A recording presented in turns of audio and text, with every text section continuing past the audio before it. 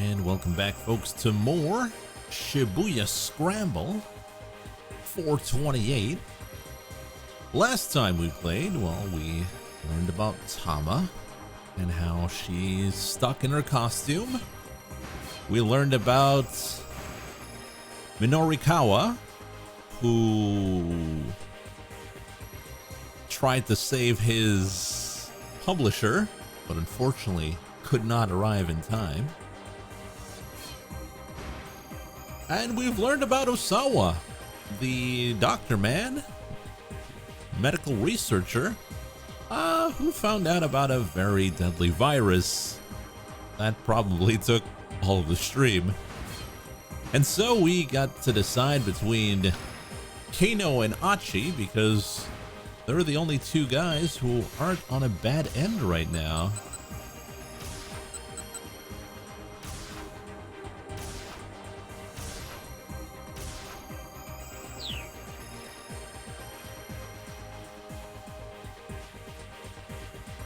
So let's try out Kano.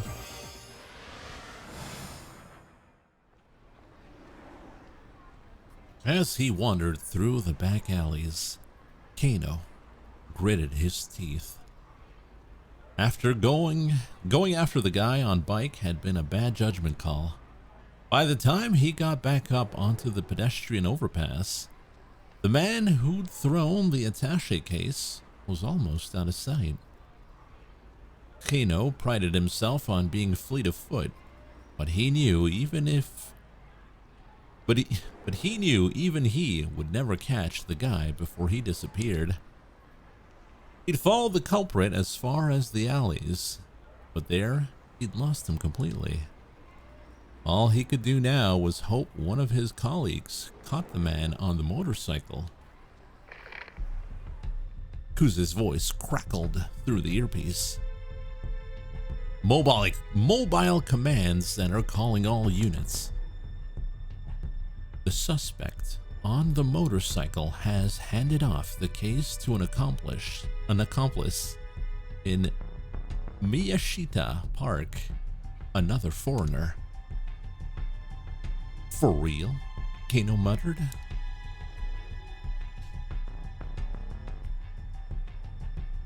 One thing immediately struck him as strange. Why hand the case off to someone else at all? Why not just escape on the bike? The man with the motorcycle dumped the bike and fled on foot. We've retrieved the bike and run the plate, and we've determined that it was a stolen vehicle. What does that mean? The advanced police communication system is carefully maintained by using the digital wireless systems in the patrol cars. Officers are able to directly access the station's computer network, allowing them to quickly check to see if an individual is on the wanted list or if the vehicle is stolen. We still don't have enough details to positively ID the suspect. The suspect, now carrying the attaché case, is heading through Dogenzaka, is also on foot. We've got him under observation. Dogenzaka, huh? That wasn't too far from where Kano was now. It looks like we're dealing with a foreign crime syndicate that's familiar with Shibuya. All units, head to Dogenzaka. But do not, I repeat, do not attempt to apprehend the suspect with the case. Let's see where he goes. Kano nodded to himself. Without knowing more about the crook's MO, letting this guy go for now was probably the only right call. I just want you all to know one last thing. Kuze's tone grew more solemn. Whatever happens, I know I can count on each and every one of you. Don't disappoint me. Over and out. Kano had the unsettling feeling that the message had been meant for him. Right. It's now or never. The sudden appearance of this syndicate and its bizarre actions were rapidly moving things beyond the jurisdiction of both the MPD and the local police. Mustering his resolve, Kano headed for Dogenzaka.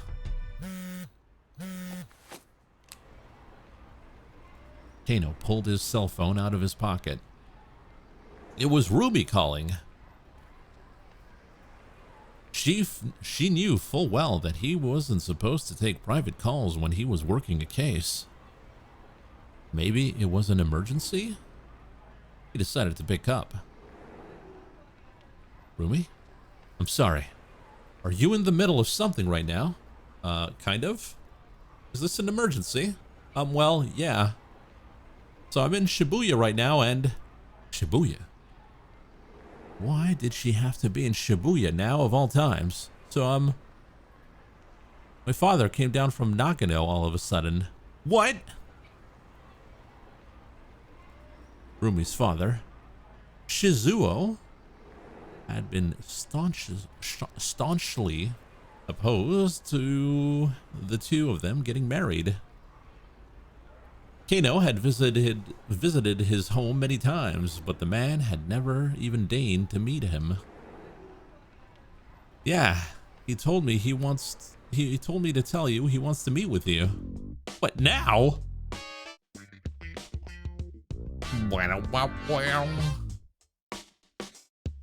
Kano blurted the words out with more alarm than he intended.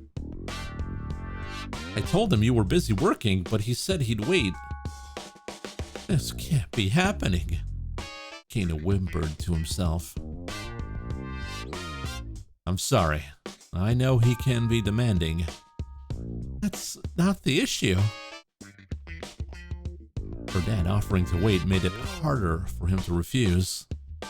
All right, Kano said. But I'll have to call you back later, okay? I really am sorry. I'll be at a cafe called Lautrec. It's by the train station. Rumi hung up. For a long moment, Kano stood in a daze, staring at his phone. As if keeping up with the case wasn't stressful enough.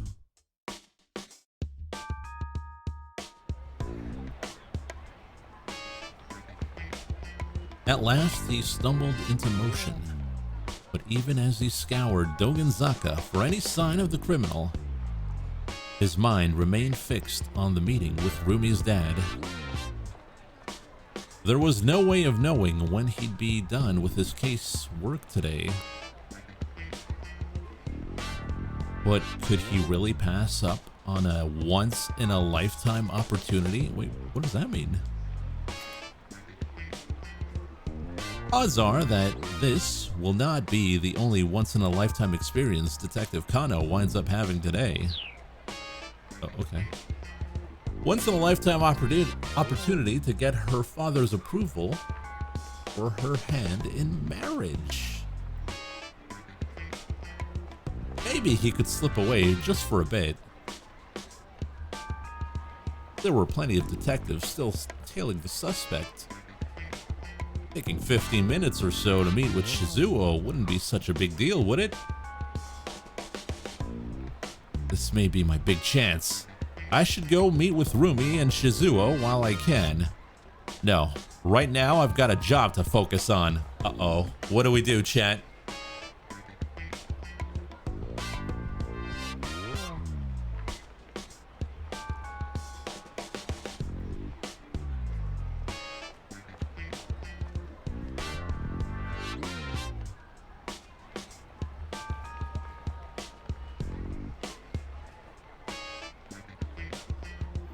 A, B? I'll go with A then. It's now or never, Kano decided. His future happiness depended on winning over Shizuo. He might not have the opportunity later if the kidnapping case wound up going south. He'd just have to make sure he didn't linger too long. He was trying to decide the best way to save as much time as possible.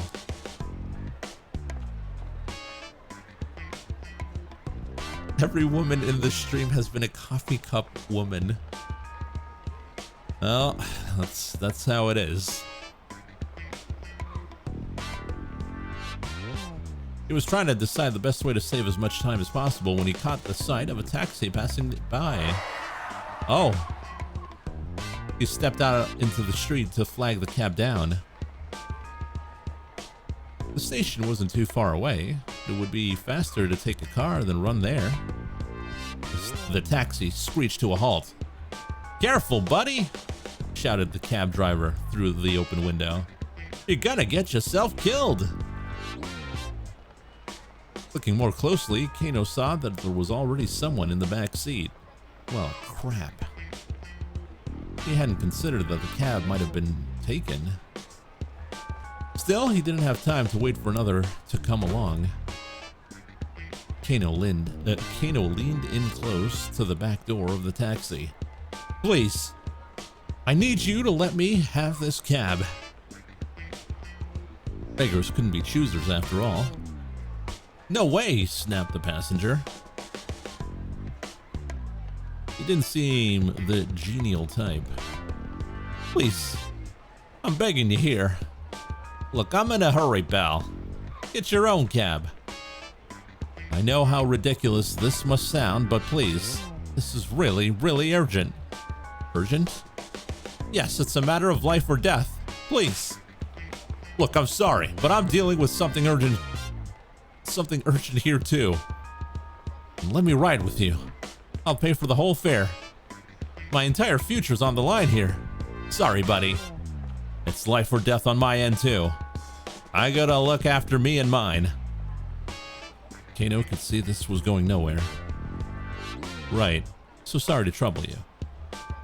Kano stepped back in frustration. The taxi sped away. Kano scanned the area, looking for other cabs. Instead, he spotted the man with the attaché case.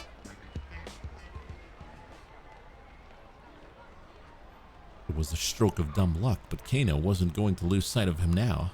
He decided to follow. Further up along Dogenzaka, in the direction the perp was heading, was where Yamate-dori joined Route 246. Maybe the guy was planning to meet up with a getaway car? No, wait, hold on.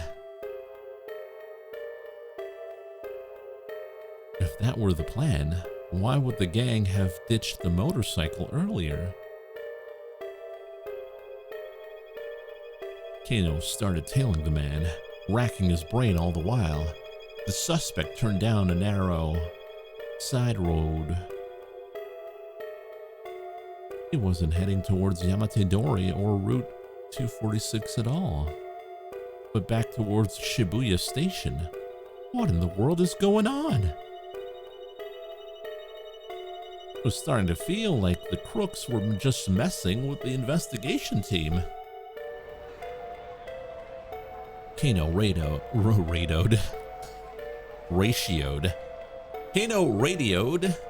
Kuze on the wireless. What is wireless? Well, the police wireless system is digital in order to make transmissions more difficult to intercept.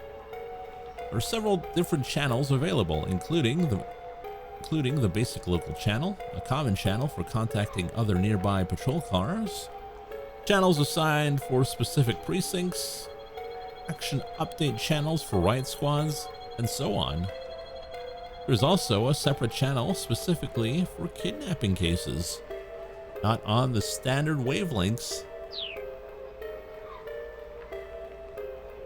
Sir, I don't think there's any point in seeing where this guy leads us anymore. That's not your call to make. Keep watching him.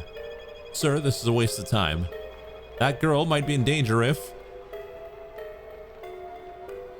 Kano's argument was cut short as he saw the man hand off the attaché case to yet another foreigner. What's with all the foreigners? Again. How many times were these criminals going to pull this trick? The detectives broke into two groups to follow both the men.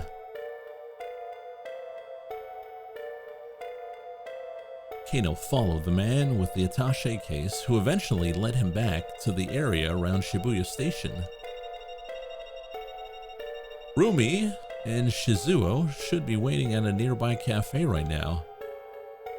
Kano tried to remember the name. That's right, it was called Lautrec.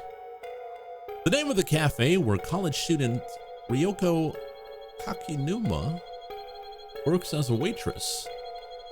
Named after a 19th century French painter, Henri de Toulouse-Lautrec.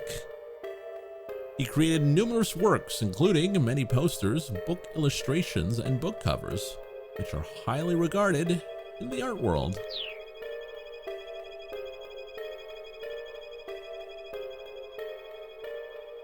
He kept his eye out for a place by that name as he tailed the target.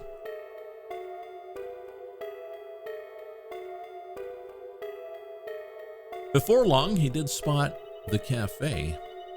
Its large plate glass window offered a view of the cozy interior. The sign out front read Lautrec. Looked like this was the place. The man with the case was at the intersection, waiting for the light to change.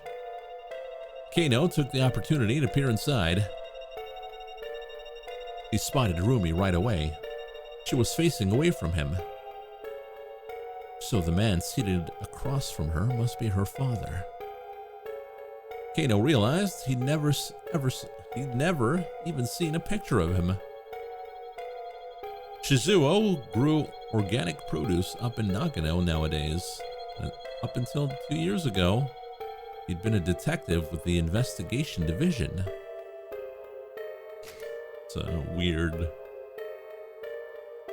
career change.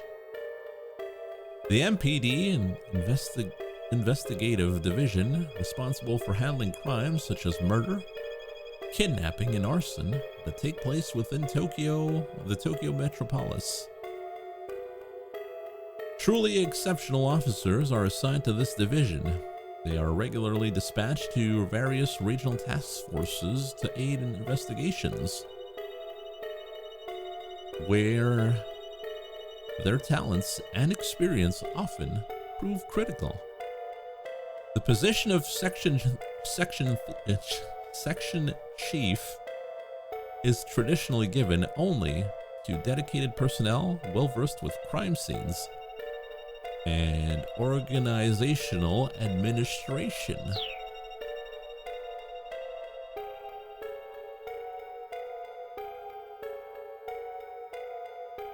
Rumi looked up to her father for his distinguished police career and always spoke quite highly of him.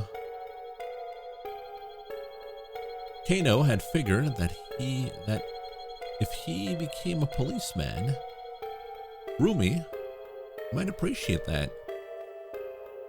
It was this simple impulse that led him to join the force. He had also figured that public servants could stay afloat even in times of recession, and that his physical training would serve him well in such a line of work. Once he was a policeman, he thought he could approach Shizuo with his head held high and ask for his blessing in marrying his daughter. But after Rumi graduated from university, Shizuo had up and retired from police work. Even Rumi didn't know why he'd made the decision. Kano had traveled to Nagano many times to ask Shizuo for permission to marry her. But the only response he ever got was, "I'm not giving away my daughter to any cop." Kano had never even gone past the intercom before her father turned him away. Years on the force had nearly made Kano lose sight of what had driven him to become a policeman in the first place. And now the chance to meet Shizuo face to face had finally come. He peered intently into the cafe. Across from Rumi sat an older man with a grim expression. Who was this hard-faced fellow? It took a lot to rattle Kino, but the guy looked scary. Could this really be his sweet little Rumi's father? That's right. He is ACAB. The prospect of meeting with him later filled Kano with sudden dread.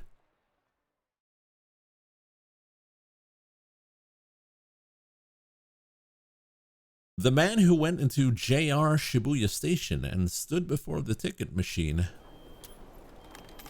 It looked like he was planning on boarding a train. A scene from a popular movie about a kidnapping sprang into Kano's mind. The crook had made it off with the ransom money after it was tossed out the window of a train. What if this guy managed to get outside the dragnet and pull a stunt like that? It looks like the suspect is going to board a train. Kano informed Kuze over the wireless. Make sure you stay on his tail. Apparently, Kuze still wanted to string the perp along for a bit. We've got the lizards ready to pursue. The hell's the lizards? Japanese police lingo for motorcycle squads deployed to pursue suspects in an urban setting. We'll reestablish our dragnet around whatever station he gets off at.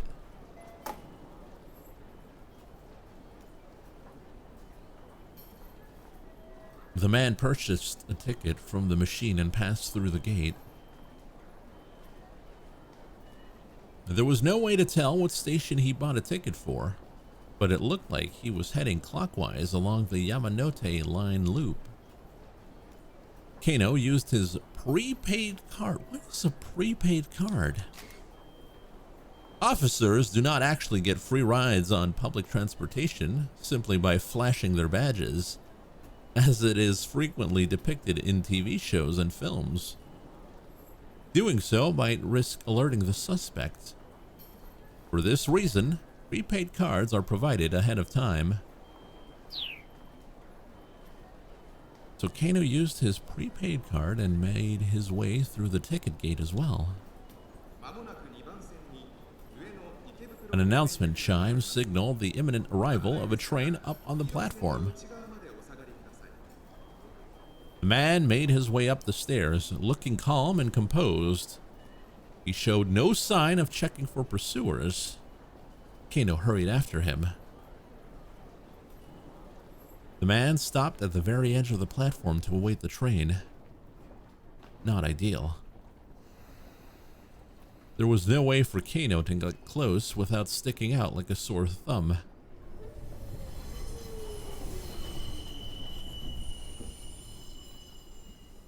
The train glided up to the platform. The man gave a quick look around as he stepped aboard. Kano followed. The trains on the Yamanote line didn't stop for long, and soon they were on their way.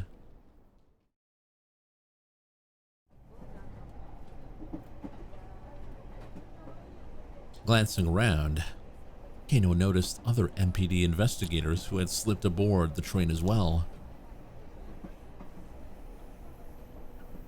The suspect stood behind the driver's compartment, staring contemplatively at the scenery outside. The man's composure only served to rattle Kano more. A man in a gaudy necktie walked past Kano, talking on his cell phone. Yes, everything is going fine on this end, he said. There's no need to worry. In his other hand, he carried the same sort of attaché case as the man they were tailing. He headed right towards the driver's compartment and stood next to the suspect. Well, now that's not suspicious. Kano leaned his head subtly, straining to make out what he could of the phone conversation at the other end of the car. Yes, of course. 225 pages, all fully proofread. 25. Article 225 of the Penal Code of Japan details kidnapping for profit and kidnapping for ransom. Accordingly, 225 is police shorthand for kidnapping. That was police jargon for kidnapping. Well, if you're gonna explain it, there's... Was this guy in cahoots with the kidnapper? Maybe the criminals had planned an attaché case swap. Kano watched the newcomer like a hawk.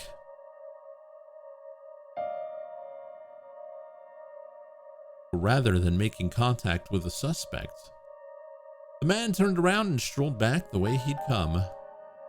He hadn't done anything suspicious at all. Yes, right. Understood. Kano stole a glimpse of the man's face as he passed. He stopped and looked at Kano, seemingly aware that he was being watched.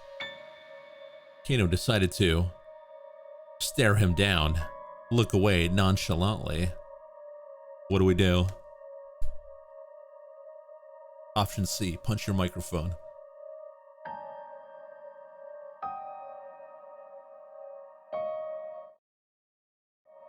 We ain't afraid. Kano decided to stare him down. My apologies, the man said. He shut his phone with a click. I know it's rather rude to talk on one's cell phone when you're on a train. That's just common decency. The man affected a smile, then headed back to the car from which he'd come. Sheesh. Guess I overreacted. You gotta stop staring at everyone. An oddly dressed passenger murmured into Kano's ear. Blend into your surroundings more. Sasayama? When did you get here? His partner had somehow found the time to change his disguise. His steely expression on his face was at odds with his anime nerd getup.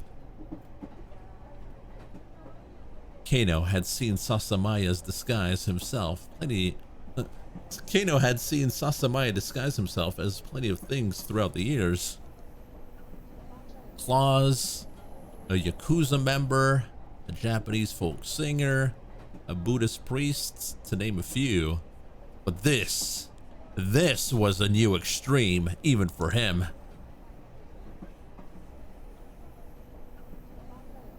When he first joined the force, Kano had found Sasayama's costuming antics amusing, wondering where he managed to find his outfits, but lately his quirk has become tedious. Concentrate, keep your eyes peeled. Sasayama gave Kano a pat on the backside and slipped away into the next car. The suspect, meanwhile, was still staring out the window. The announcer's electronic voice filled the train compartment. Next stop, Harajuku. Next stop, Harajuku. Huh? Kano almost cried out. The suspect was moving towards the exit door. Apparently, he was only taking the train one station down the line.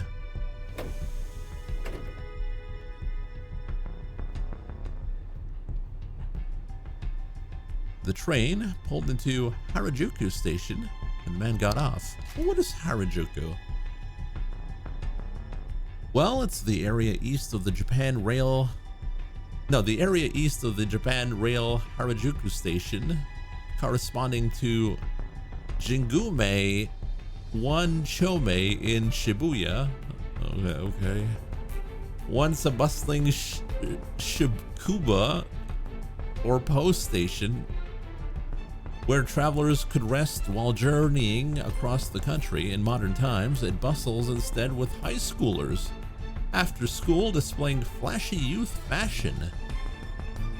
Clothing and accessory stores and fast food restaurants line the streets, and many cutting-edge trends in Japanese youth culture get their start here.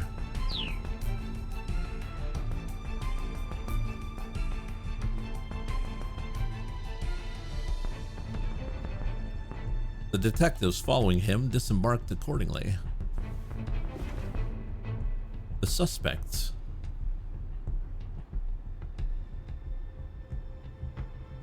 walked along the platform and took a seat on an empty bench. It's basically an anti-curio location, that's true. Was he checking to see if he had a tail?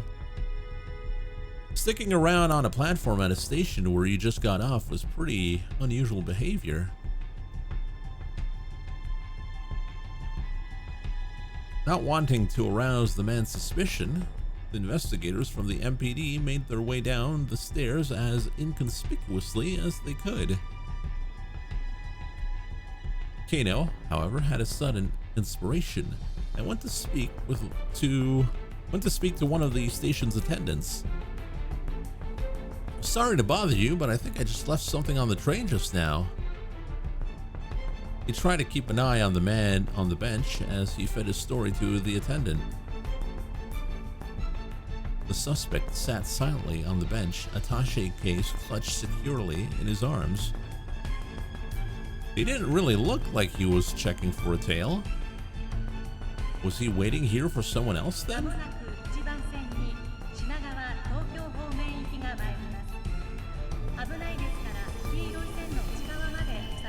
Before long, a train heading counterclockwise around the loop arrived.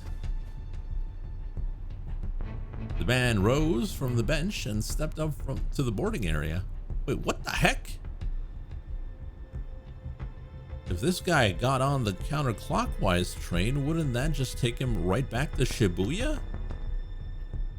The man boarded the train. Kano had no choice but to follow suit. Was this guy just playing them? The suspect got off again once the train reached Shibuya. All he'd done was to go to Harajuku and come right back. Kano reported in to Kuze. The suspect has returned to Shibuya Station. Acknowledged. Keep tailing him. Kano felt himself growing increasingly paranoid.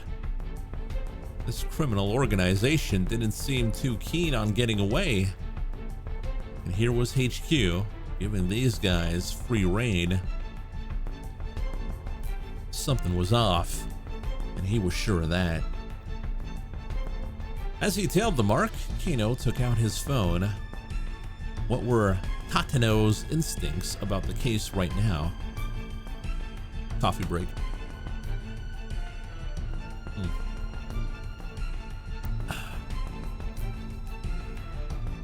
If the senior detective had any advice, Kano would love to hear it. He dialed Tateno's number.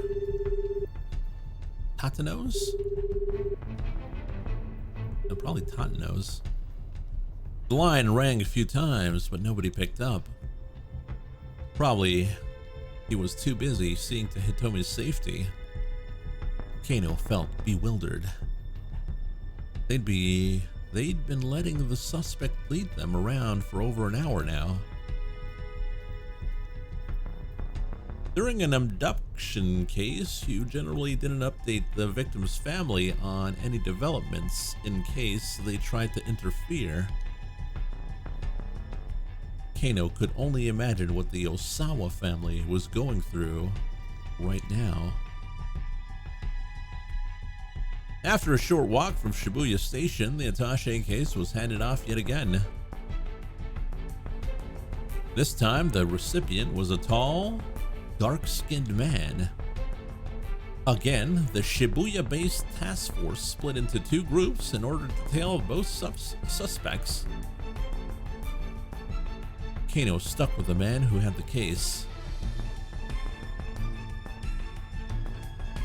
As the previous man had done, the newest suspect wandered around Dogenzaka for a while, repeatedly looping around and around the same locations. That was a weirdly roundabout way to make a series of handoffs. Excuse me, detective. Kano turned around with a start. Oh hey, he said, I know you. I was Leland Palmer, the lecturer who'd been an eyewitness to the kidnapping. The man practically radiated concern. How is Maria doing? Is she all right? I'm worried for her. His Japanese was more halting now. My heart, it is with her family. Kano gave a quick look around. Didn't appear they were being watched.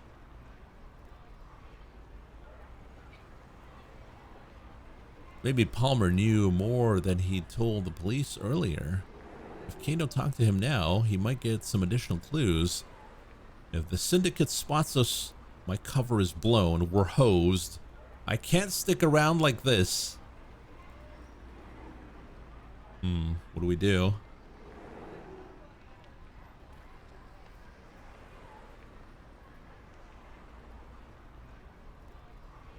B. All right. If the syndicate spots us, my cover's blown. We're hosed. I can't stick around like this. Leyland, I'm sorry, but at this stage, I can't share any details. Is that so? Oh, yes, of course. Leyland cast his eyes down and hung his head. Please don't worry, though. We're still hard at work investigating. Ah, yes, thank you very much. With that, Kano turned away from the lecturer and went back to tailing his suspect. Hello, hello.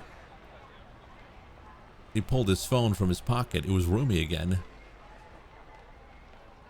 It was weird that she'd called twice when she knew he was in the middle of something important. Has something happened while she was waiting at the cafe with Shizuo? Kano picked up hurriedly. What's the matter? What's the matter? You know what the matter is. Rather than Rumi's soft soprano, it was a threatening masculine voice that came over the phone. Uh-oh.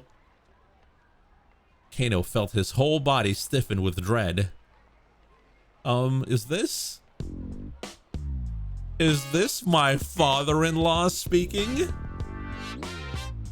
I don't remember being anyone's father-in-law. The speaker's tone was firm and flat. No, I know, I just, Kano found himself at a loss for words. So you're dating my daughter, huh?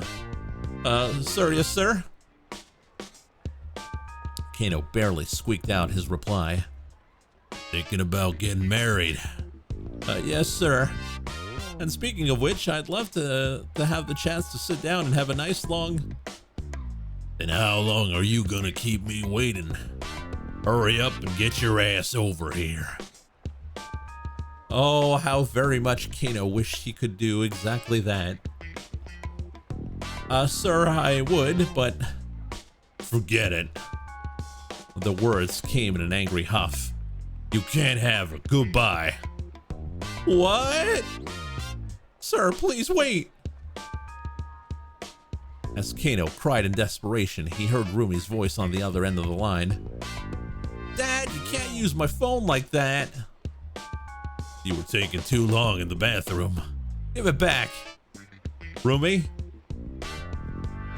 Kano tried and failed to keep the heartbreak out of his voice. Sweetie, what's wrong? Your father just said he doesn't want us getting married. What, Dad? What did you say to my boyfriend? Listen to you.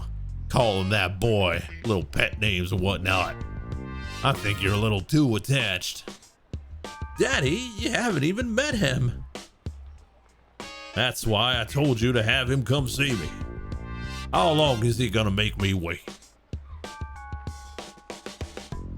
Kano listened as the two argued on the other end of the phone. The phone must be lying somewhere between them. Could this get any more awkward? Rumi, I'm sorry. Kano shouted apologetically into the mouthpiece. This is all my fault.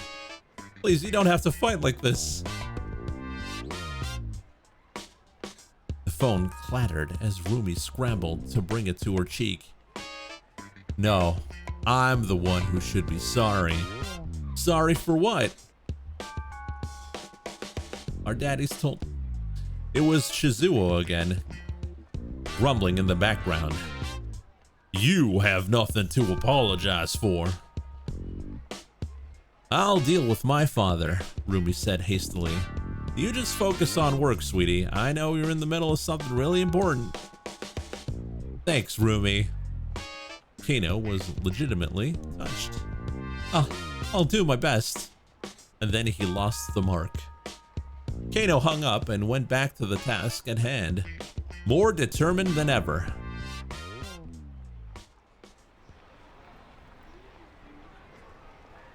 For Rumi's sake, not to mention the victims, he needed to focus on cracking this case. The man he was tailing was walking several meters ahead. There was no telling when Kuze might give the arrest order. Kano braced himself to spring into action the very instant the order came down. Mobile command to all units. Once more, the director's voice came in over the wireless. Was it time to make the arrest at last?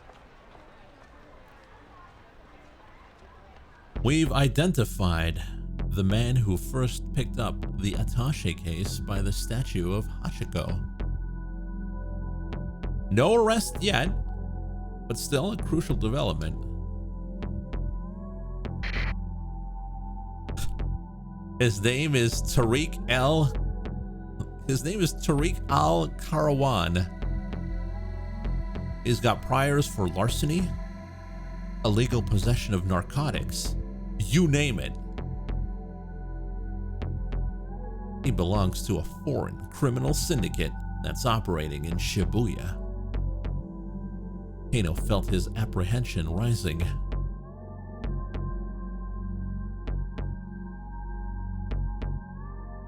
If this syndicate was behind the kidnapping, they were anything but amateurs.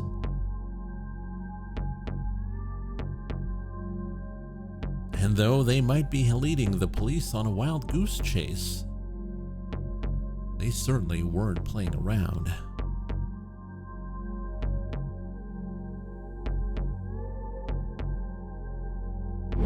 To be continued.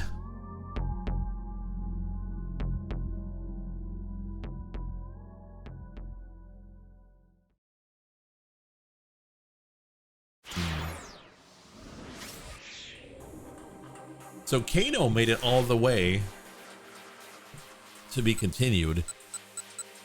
Though I wonder if we don't stop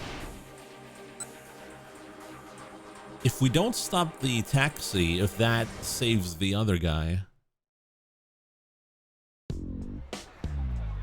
So we'll just smash through this.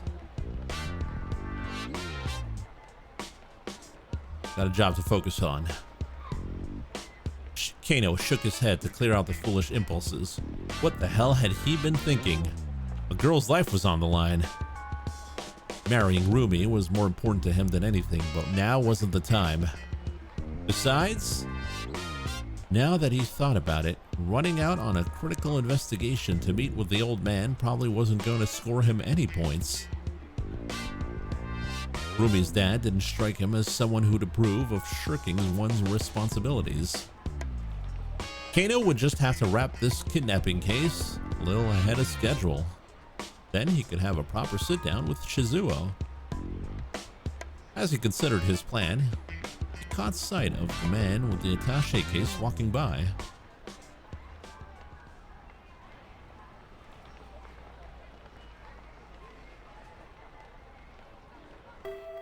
Okay, so from here...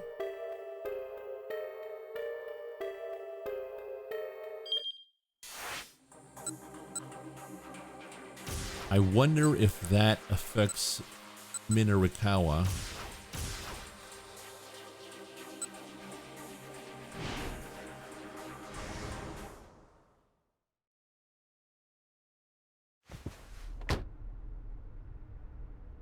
Just head for Shibuya Station. I'll let you know, we already know that.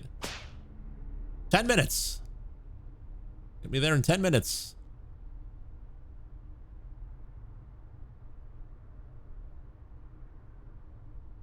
Obviously, we're not going to reread everything, because then the playthrough would take 16 years.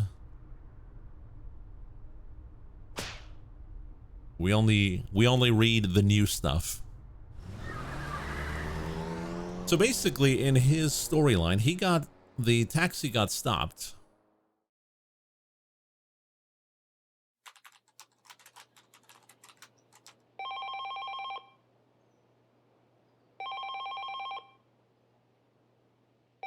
And remember,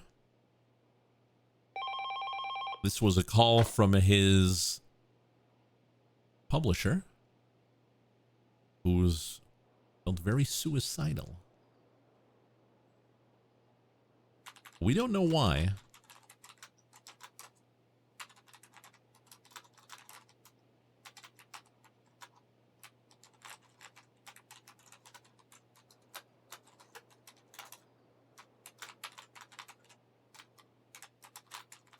Smashing through this.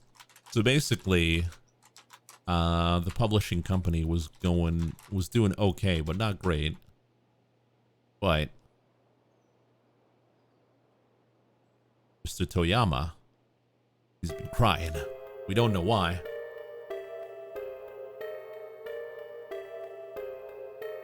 It's nothing. It's got to be something.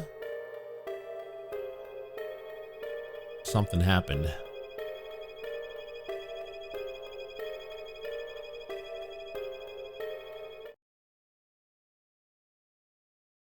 The only thing I can do now is die.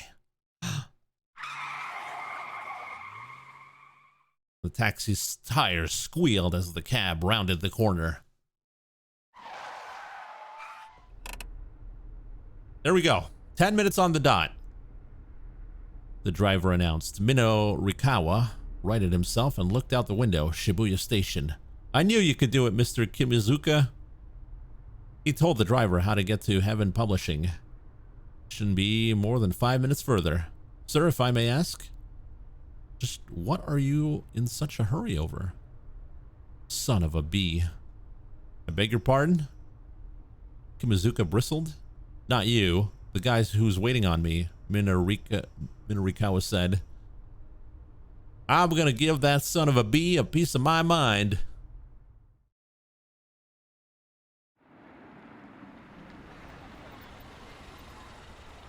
The multi-tenant building where Heaven Publishing had its offices came into view.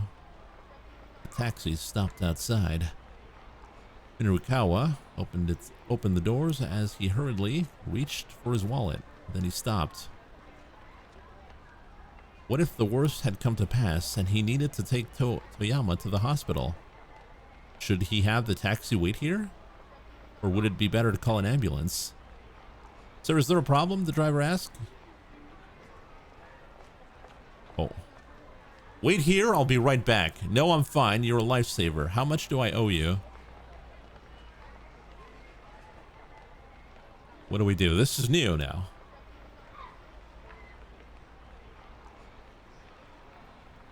Now remember, we know that Mr. Toyama is not feeling so good. Wait here, I'll be right back.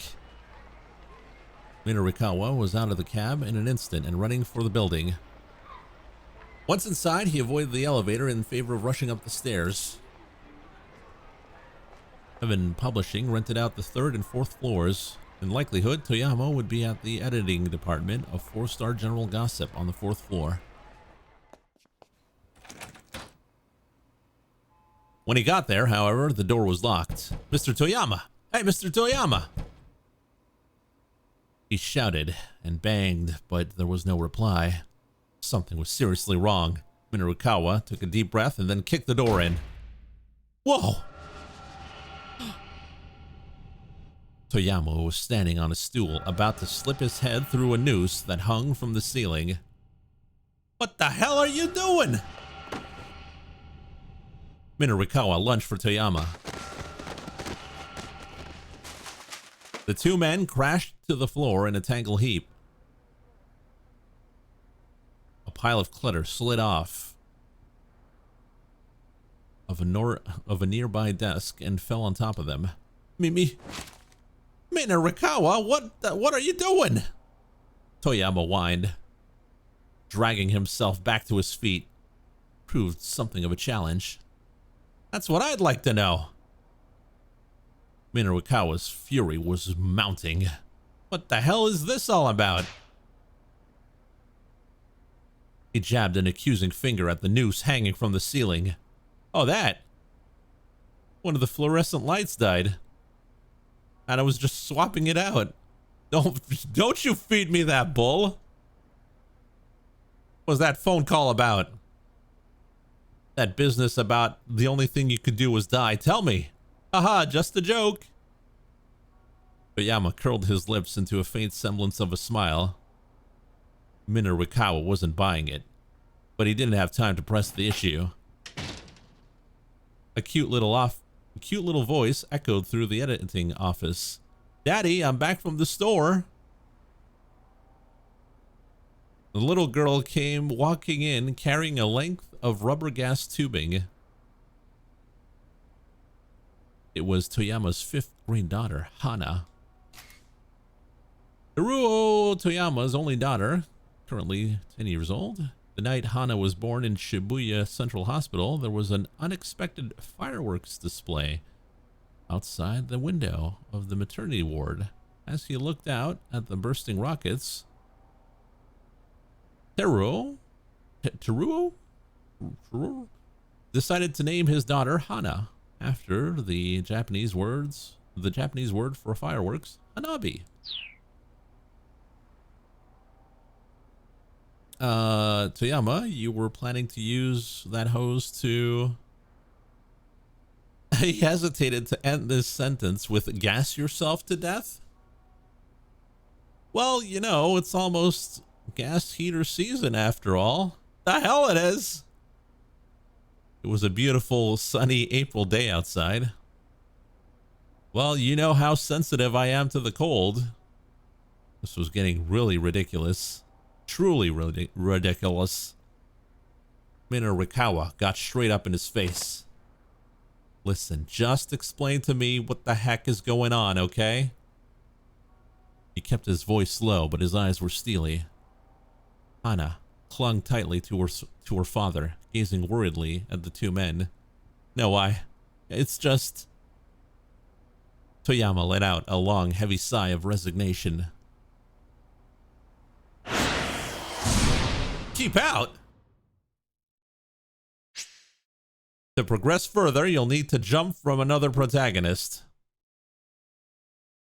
Sometimes jump keywords might be hidden within a tip. A man named Junichi Yanagishita shows up in Tama's story at 11:20. And he lets out a sigh like Toyama's. Try checking the tip for that sigh. Tama? The mascot?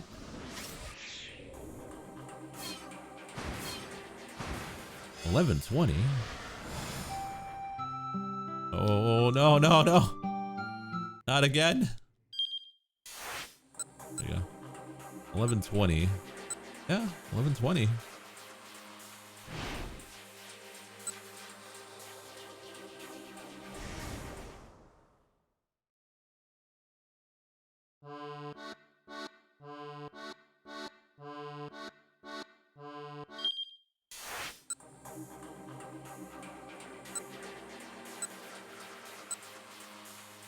Yeah, I guess this is 11:20, right?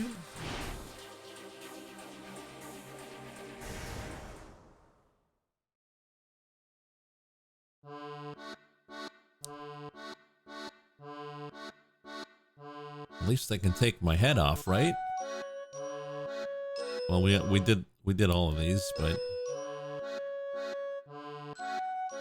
we'll try to yank it. Huh, huh, huh.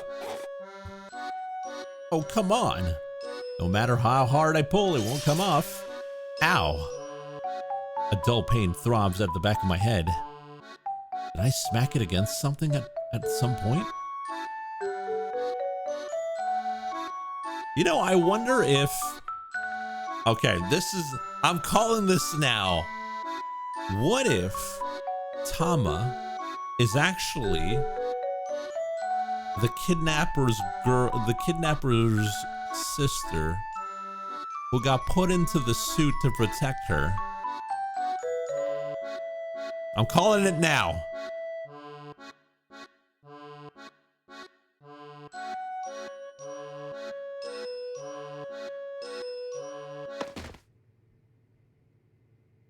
No. The boss helped me get into that thing.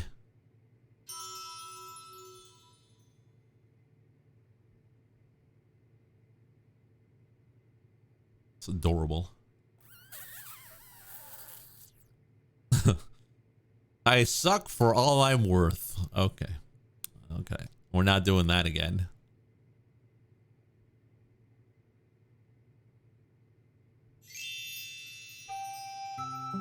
I'm never gonna forget this. Say the line. I'm not gonna say it. Make my own protein juice. Protein juice? Never heard of it. It's Soya Max. It's finally here.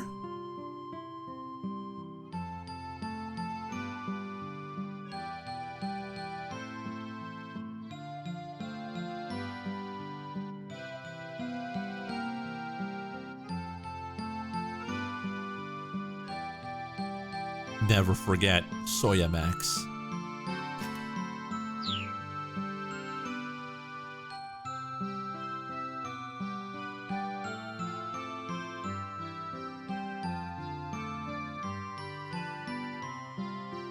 And I could go for a good glass of Soya Max right now. I'm starving. Oh. Please give me some time. I swear I'll get it back to you.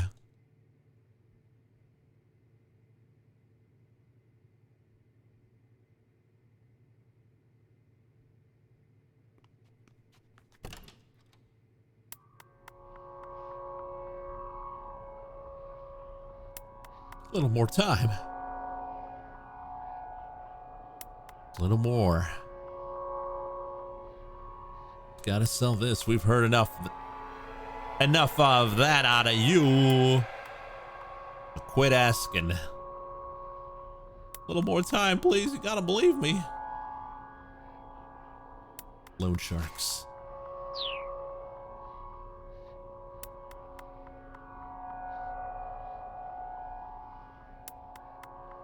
Am I gonna get paid for this?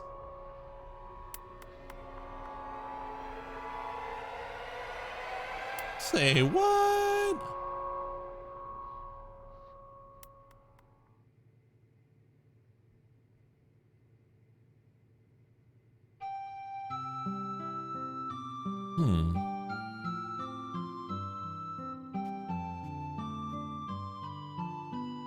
So no. Maybe we gotta do something else? Bad end. Bad endo. Shift's over.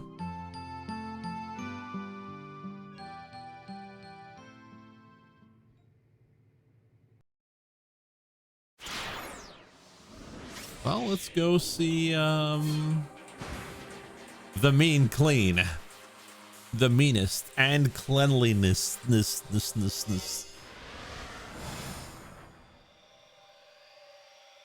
The man with the cane aimed his gun at Hitomi, his face devoid of emotion. Please, the girl said, trembling. Why are you doing this? The man did not reply. Quickly, Aki stepped in between Hitomi and the gun, spreading his arms wide. Stop, he said in English, one of the few English words he said. He quickly reverted back to Japanese. Who the hell are you? The man did not respond. You know this guy, Hitomi? No. Aki was sure he had never seen the man either. What are you after, money? Because if you are, boy, are you wasting your time chasing us. The man furrowed his brow, adjusting the point of his aim to Aki's face. His bloodthirsty gaze left Aki no doubt that he was willing to pull the trigger.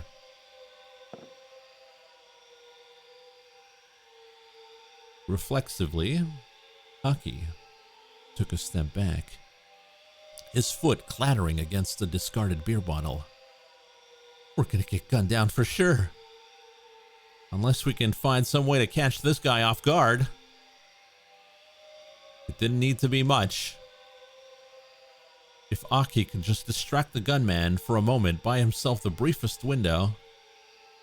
Shoot me then. Go on, do it. He stepped forward as he shouted, hoping the provocation would confuse the guy for just long enough. Even as Aki moved, the gunman's attention was distracted for an instant by a sudden sound.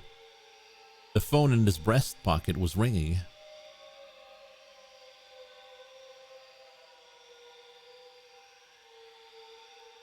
Seeing his chance, Aki lunged forward in an attempt to wrest the gun away, snatched up a beer bottle and swung it at the assassin, grabbed Hitomi and ran.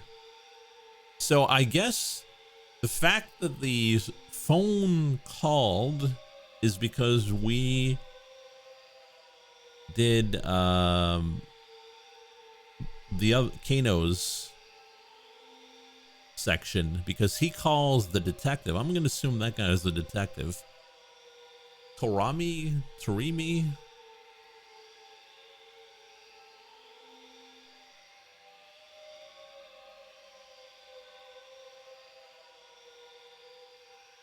See? Hitomi! Aki grabbed Hitomi and ran. He charged the man in the doorway, kicking at the cane he leaned on. The assassin lost his balance and stumbled to the left. Run!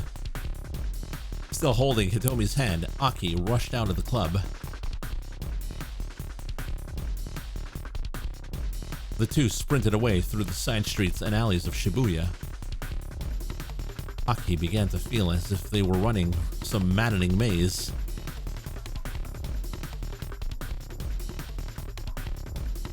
Before long, the two had made it almost as far as Aoyama. Wait up.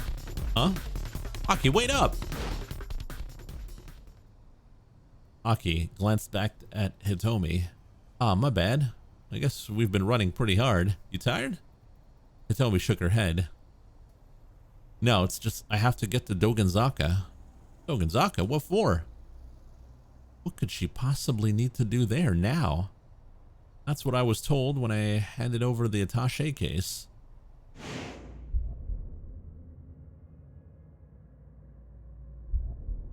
The man leaned in to whisper to Hitomi as he reached out for the case. You're gonna do exactly as I tell you. 2 things. He wore a cool, faint smile, as if this were some casual conversation. First, you're gonna go to Dogenzaka and get in the blue van there. Hitomi nodded wordlessly. Second, you will not attempt to contact either the police or your family in the meantime. His chilling tone brooked no argument. Just those 2 things, and we'll let your sister go. Hitomi nodded again. The man flashed her a big, bright grin. Okay then. Give me the money.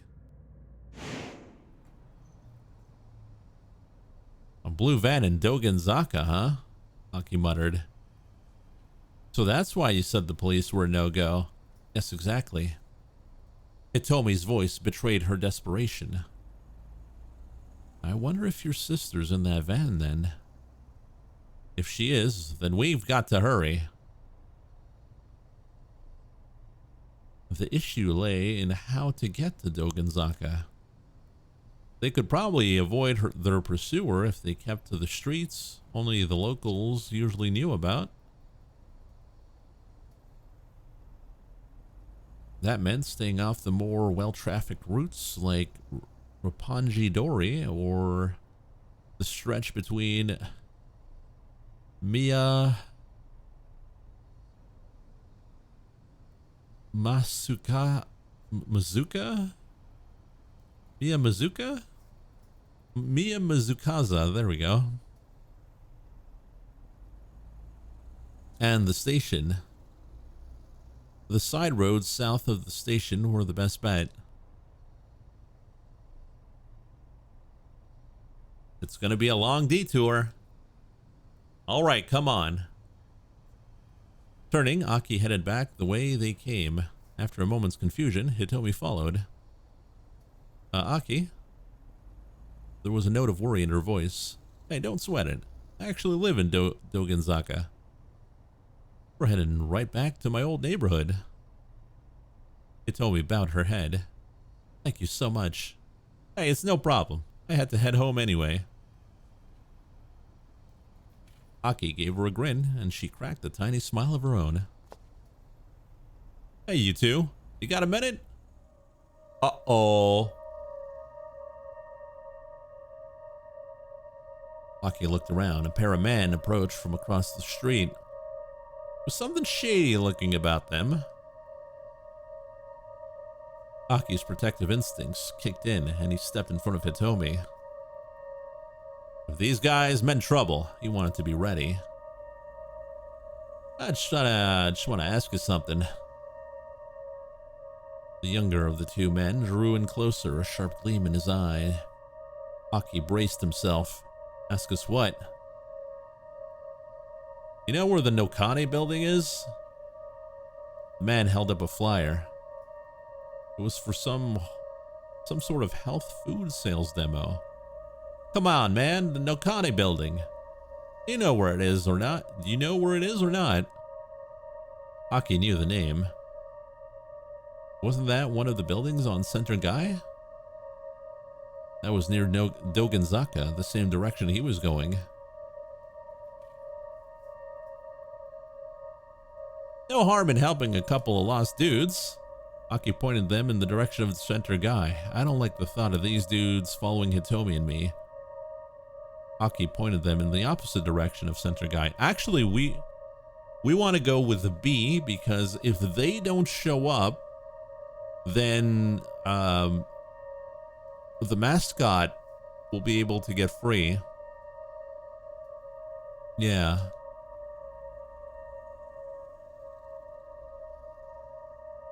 Toma? Tammy? I don't like the thought of these two following Hitomi and me.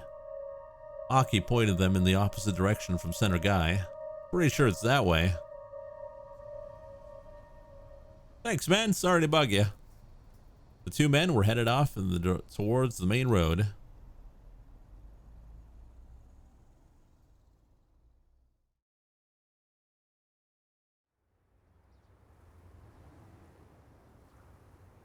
Aki and Hitomi hurried onward, following the sparsely trafficked side streets towards Dogenzaka.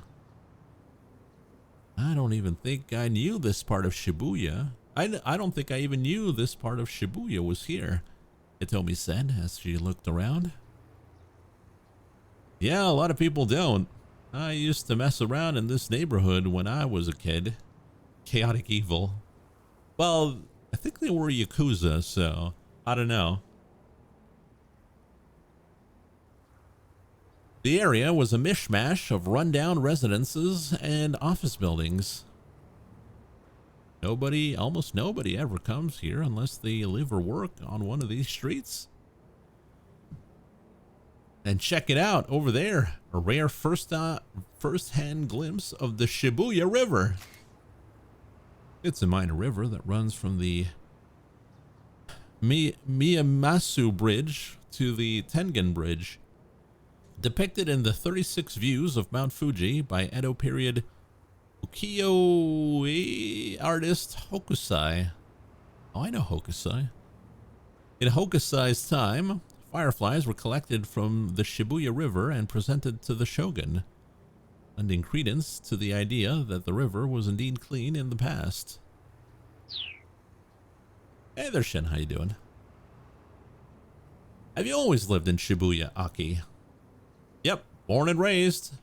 Aki bent down to pick up a piece of trash from the roadside. That's why I do this. It just pisses me off to see folks make a mess of this place. He picked up another piece of trash.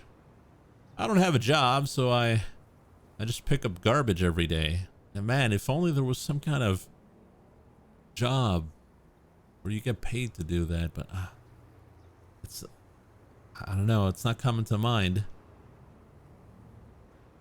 Man garbage. Man garbage? No. It's not. Can't find it. Man, what am I even doing? Like, cleanup even matters right now.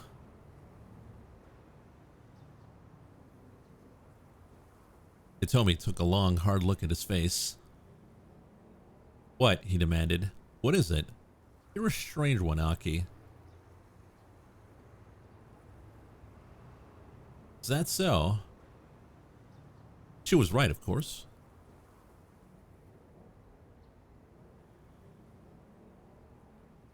It was sort of strange collecting trash every day instead of getting a job. He had his reasons for it, but they weren't important right now. Right now, the important thing was getting Hitomi to Dogenzaka. Come on, he murmured. A sudden angry shout broke the silence as they hurried along. Hey, hold it right there! Aki and Hitomi stopped, but the shout wasn't directed at them.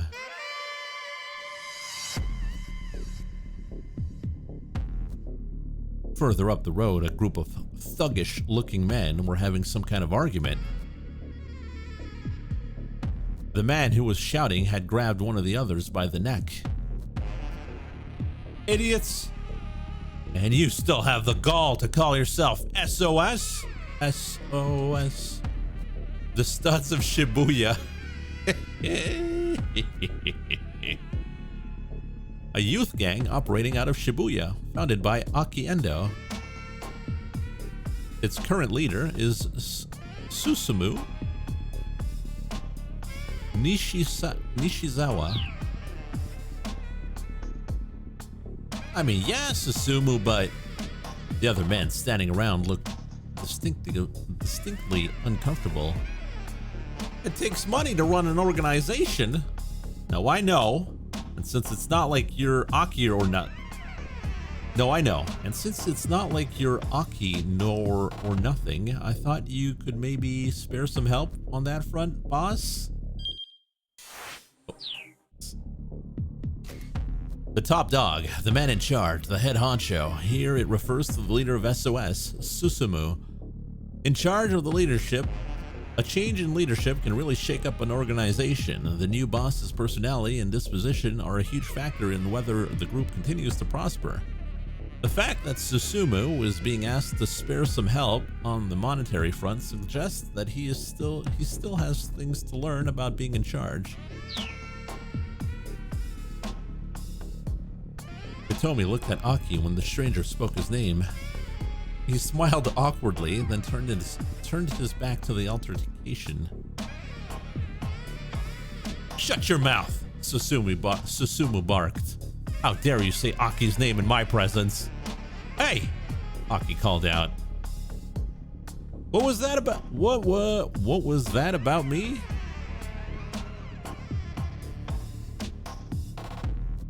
As soon as they saw him, the other men went pale. Aki kept his tone casual as he strolled up to the group. Susumu, you can't just give a guy a beatdown in broad daylight. What is the beatdown? It's to mess someone up. Soup bad, usually with punches and kicks. Well, now you know. Don't want to shock the upstanding people of our fair city. Aki. Susumu glared. And we dropped the pleasantries. Aki replied with the hint of a sneer. You got it, Susumu. And I'd like to point out that we're not on first name basis. With that, Susumu turned and stalked away. His buddies followed suit, leaving Aki and Hitomi alone again. Did you know that guy? Hitomi asked. His name is Susumu Nishizawa. And yeah, I know him. Or, I thought I did. Used to be friends. Way back. Me and those guys were all part of the same crew, but I bailed out a little while ago. Aki fell silent. To his great relief, Hitomi didn't pry further.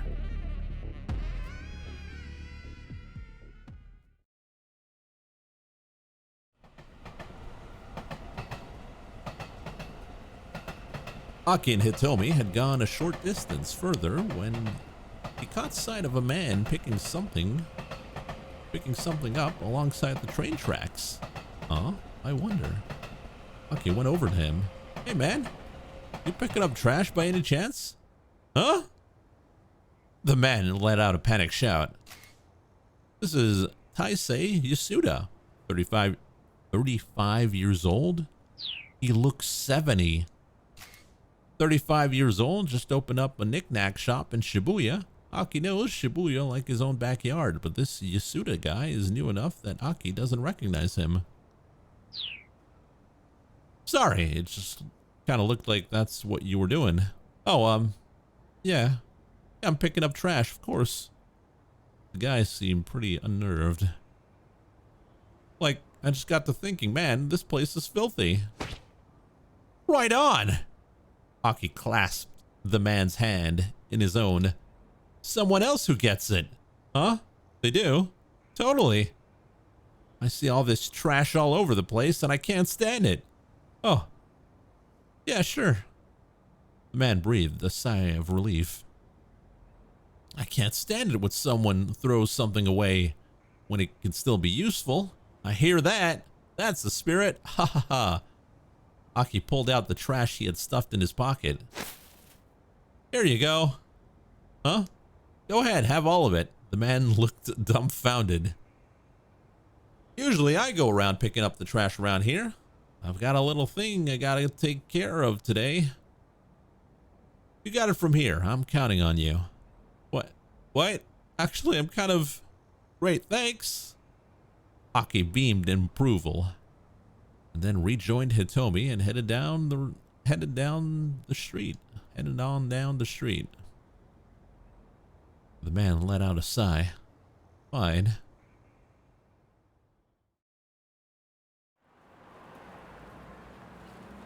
Slipping through a narrow back alley, they came out near the top of Dogonzaka. Aki looked down the hill but didn't see a blue van anywhere.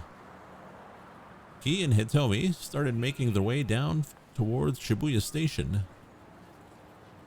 Hitomi muttered to herself, I don't see it parked around here. Her face twisted up with worry. It was a lot harder to find street parking closer to the station. Hitomi, hold up. Hold up. Aki had a sudden idea. He darted into a nearby soba restaurant, motioning for Hitomi to follow. Hiya! He called out to the proprietress, a sharp-eyed, middle-aged woman.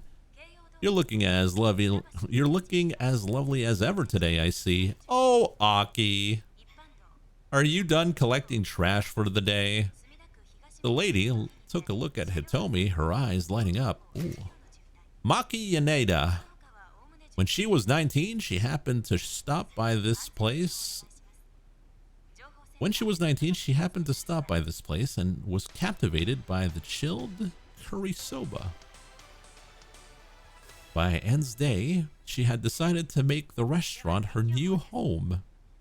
Married the owner at age 22, and they managed the establishment together.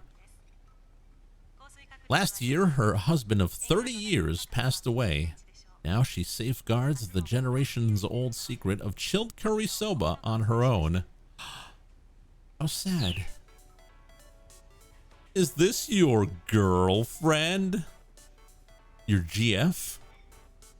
Oh no, it's nothing like that. The proprietress was undeterred. Oh, she looks like a model. She's the splitting image of me at that age. My. Aki's got himself a girlfriend. It's our guardian force. That's right. I said it's not like that. The woman waved Hitomi over. Now, you know Aki has got a bit of a mouth on him. And he's not the sharpest tool in the shed. But he's a sweet boy. Okay. Hitomi forced a polite smile. Forced a polite smile to her face. He'll try to deny it, but don't you listen. Has he told you about Susune? Man, please. Aki jumped in on the conversation. You gotta hear me out. Whatever's the matter? I'm just trying to talk up your good points. Have you seen a van parked around here? A van? Let me think. Yes, come to think of it, there was. A blue one, she added confidently. Okay. Hitomi leaned forward. Where is it now? She asked. Well, I'm not really sure.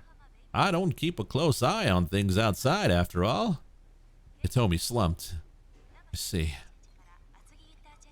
I know it doesn't look it, but I've been quite busy today.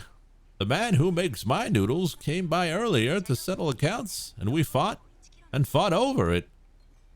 No head for finances, that one. That's his problem, honestly. And of course, on top of that, my part-timer Masa has to have today off. Honestly, Masa, who's Masa? First-year student at Midoriyama Academy, a sweet young man who works as a part-time delivery driver for Dogen Hut and sends all his leftover money to his mother out in the country. Lately, however, he's gotten himself a girlfriend, and he's been sending money back home less frequently. His noodle house job doesn't pay enough to both support his mom and cover his dating expenses, so he's scheming for a way to make it rich quick. Oh, Masa. Aki frowned. Had she really seen a blue van? Or was she just being chatty? Older women who ran tobacco shops or noodle houses did seem to have a knack for spotting details. But women of her age weren't always reliable.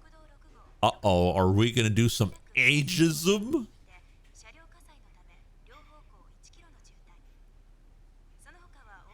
Oh, it's positive ageism? Older women who ran tobacco shops and noodle houses did seem to have a knack for spotting details. Only you do ageism. Damn right. Damn right. Aki decided to follow up some more. Was there anything unusual about this van? Not every woman can be coffee woman A. That's true. Well, let me think. The woman frowned, pausing a moment in thought. Aha! A flash of recollection shone in her eye. That's right. Now I remember. I think there was some foreigner sitting inside. Aki and Hitomi exchanged glances. Yes, I'm sure of it. The man who makes my noodles said he saw it too. Was there anything else? Hitomi asked. No, not that I can remember.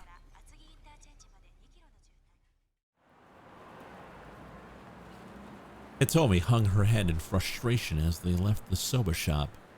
Aki did his best to cheer her up. Hey, we still might find that car. Let's try waiting around here for a while. Just waiting? What good would that do? It's possible that they went looking for you when you didn't. Whoa, what is the plan here? We find the truck and then what? Get yourself picked up? Bye-bye? So is Hitomi Aki's GF? No, actually. Aki just met Hitomi today as she was getting kidnapped. He barged in and saved her. Maybe they'll come back, you know. Oh, wait, that's not, there's no old men here. Old woman. He sat down at the edge of the planter outside the restaurant. But the criminals already have the money, she said anxiously. Even Aki understood the implications. Now that the crooks had the ransom, their hostage was nothing but a liability. Why take the risk of letting her go when they already had what they wanted? The situation was bad. Very bad.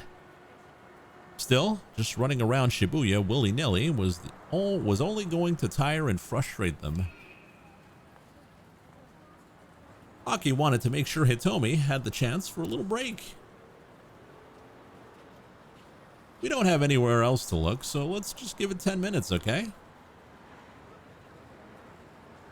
Hitomi seemed unconvinced.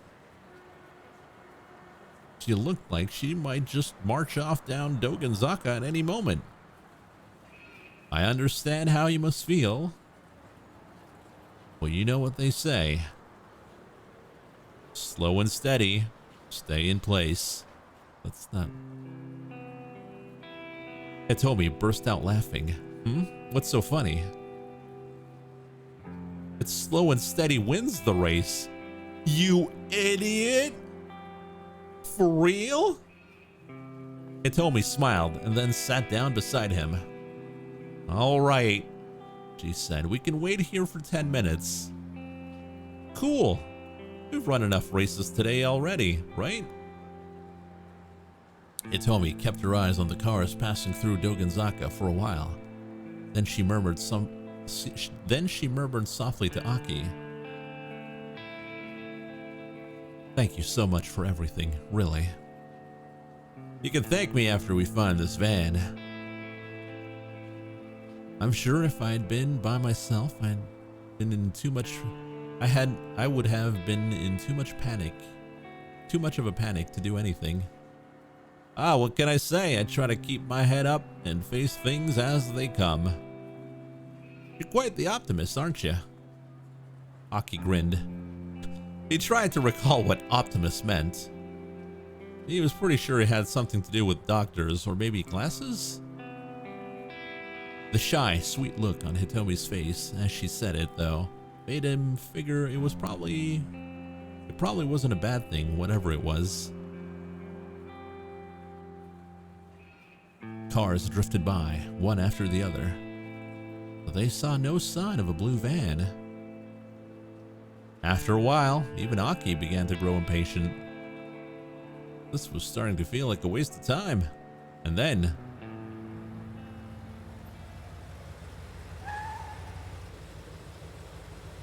Hitomi, look! There it was. Oh! Keep out! We're blocked.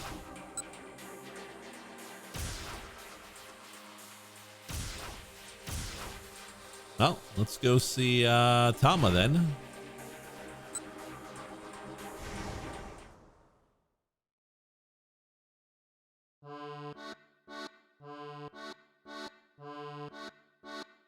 It's time for Soya Max.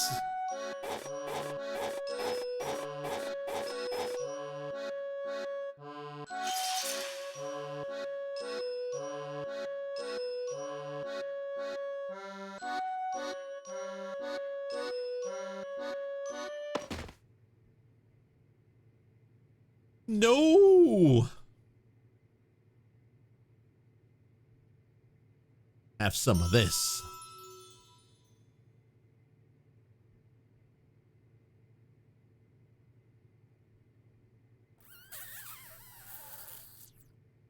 I'm not gonna say it. I'm not gonna say it.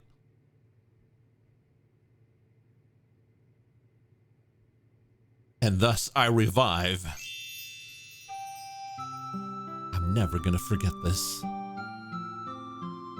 I'm not gonna say it.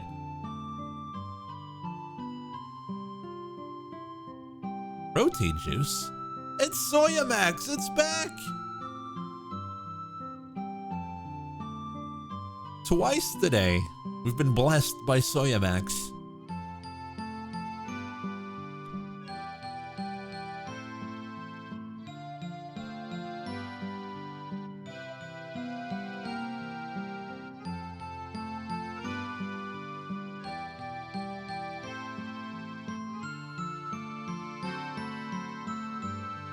Now I wonder what's gonna happen now.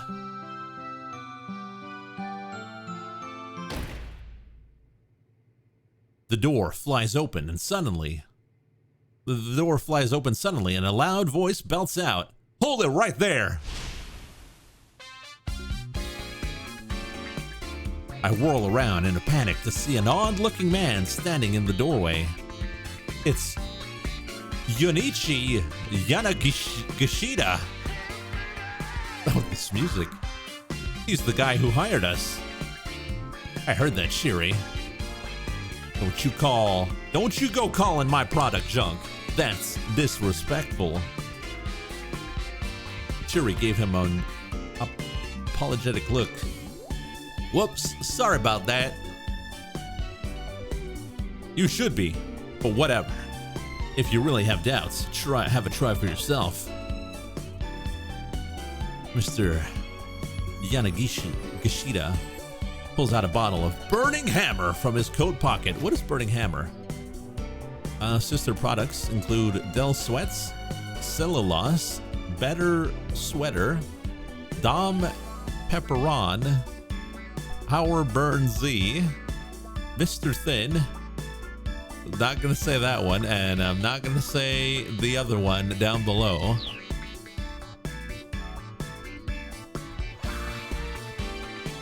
At first glance, it looks like some kind of energy supplement, but the cheapo label gives it an immediate impression of sketchiness.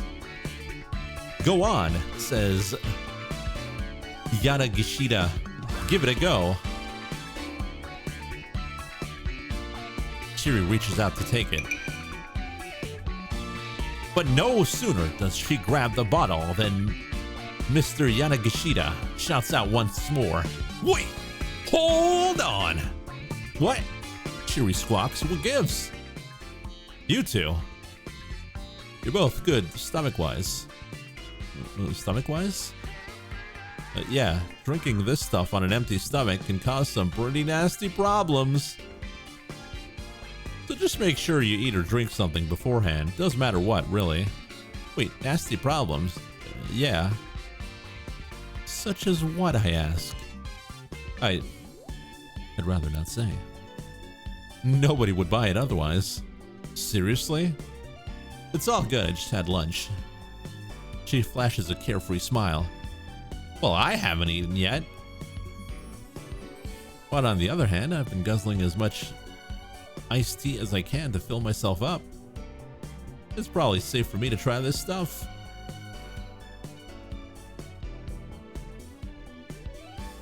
I may as well drink it. In for a penny, in for a pound, and hey, maybe it'll help me lose some weight. Now, I'd better not drink this stuff. It's not even particularly appetizing. Wait, is this that stuff that gives you visions or something?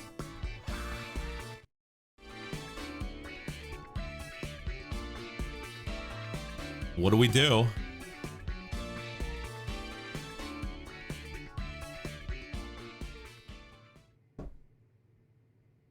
Wait, is this that stuff that gives you visions or something?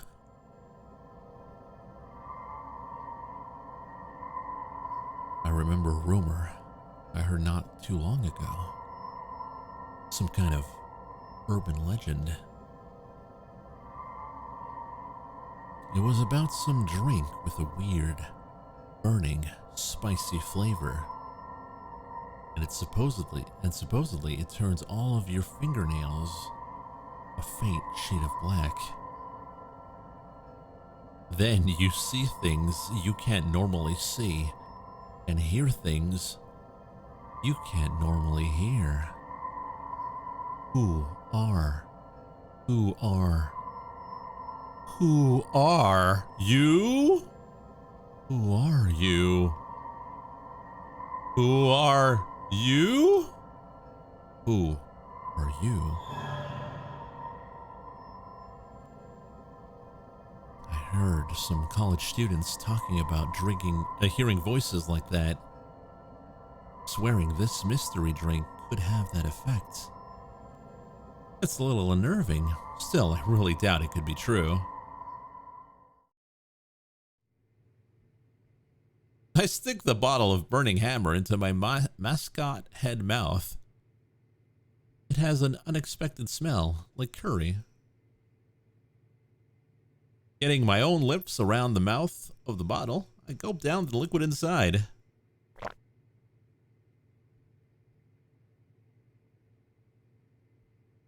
Huh? It doesn't taste like anything. A handful of seconds go by. Oh, what the heck? It feels like a firecracker just exploded inside my mouth. Now it's spicy. Way too spicy. It's like I just swallowed a chili pepper coated in curry powder. Before I know it, I'm sweating bullets. Well, you sweating? Mr. Yanagishita asks. Like a whole lot? You are, aren't you? Why does he sound so happy about that? That right there is the magic of burning hammer at work. Shiri and I are at a loss for words. Burning hammer. Drink all you want and just burn those pounds away. How's that sound? Good, huh? This is just so stupid spicy it makes you sweat. Shiri blurts out. Blunt and to the point, I approve. Yeah? Well, I guess you're right, Yanagishita says. He hangs his head. What is in this stuff? I ask. I can still feel my tongue tingling. Heck, my body is too numb to move. I'm so shocked I even forget to get properly angry.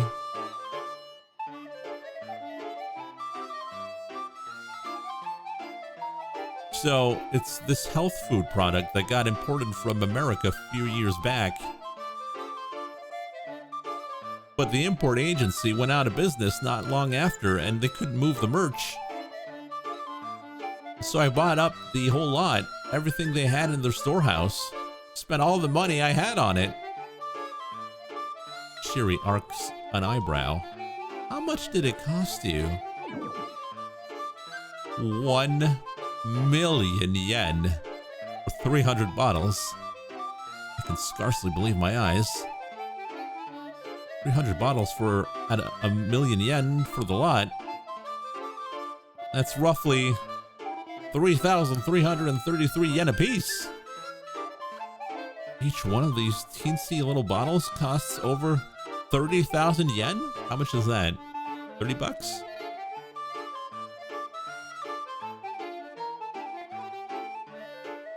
It got ripped off, man. You really think so? Huh? Yeah, you're probably right.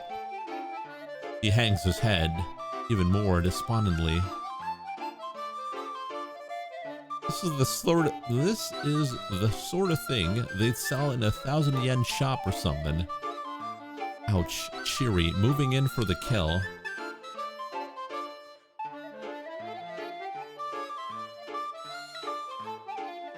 $1 million yen is about 7,000 US. Okay, so divide that by 300. Let's see. About 23 bucks.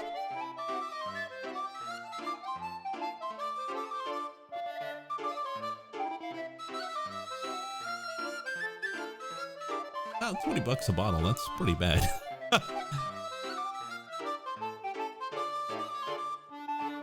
Mr. Yanagishida lets out the heaviest of sighs. I'm starting to feel pretty bad for the guy, actually. Don't let it get you down, sir, I say, hoping to comfort him. But Mr. Yanagishida just lets out a sob-choked sigh. A deep breath, emphatically exhaled, often a sigh, a sign of disappointment, stress, or unrequited love. Also a way of expressing the anxiety brought on by massive debt. One has no money to give, only sighs. Right around Minorikawa is in the company of someone inclined to sigh this way. Oh, jump!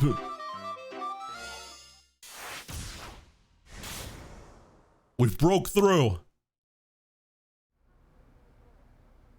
No, it's just... Toyama let out a long, heavy sigh of resignation. I'm balding. I don't know what to do. What are scratch cards? A type of lottery card featuring areas printed with a special silver ink. These silver inked areas can be scratched off with just a fingertip or a coin to reveal potential winnings, providing a quick speed lotto fix. In order to prevent the symbols or letters underneath the silver from showing through, the back of the card is printed in black. Somehow, you always seem to lose when you've got your hopes up, but manage to win when you least expect it.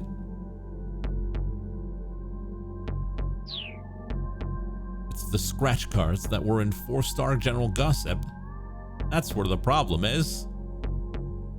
And what is the problem? If you shine a light on the cards from behind, you can see where the winning symbols are. Whoa. I messed things up with the dealing with the printing company. All of this, it's all my fault, my responsibility. He proceeded to explain the situation in detail. Word was quick to leak on the internet that there was a way to find the winning symbols.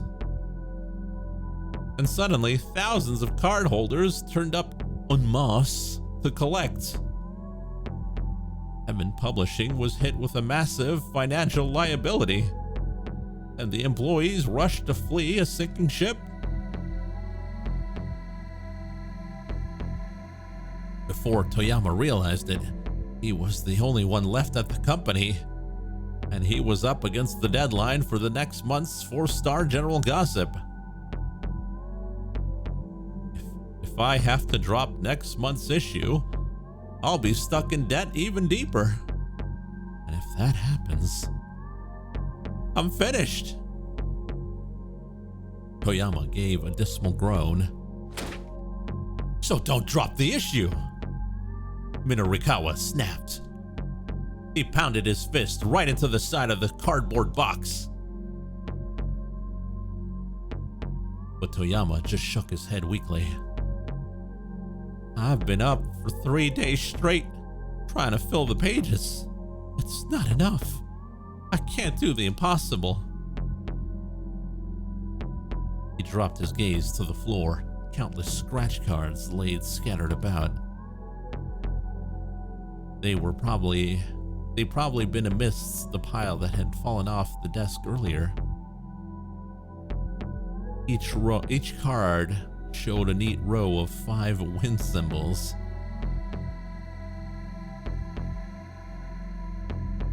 You can't know if it's impossible if you don't see through. I'll never make it in time. The proof needs to be done by 8 o'clock this evening.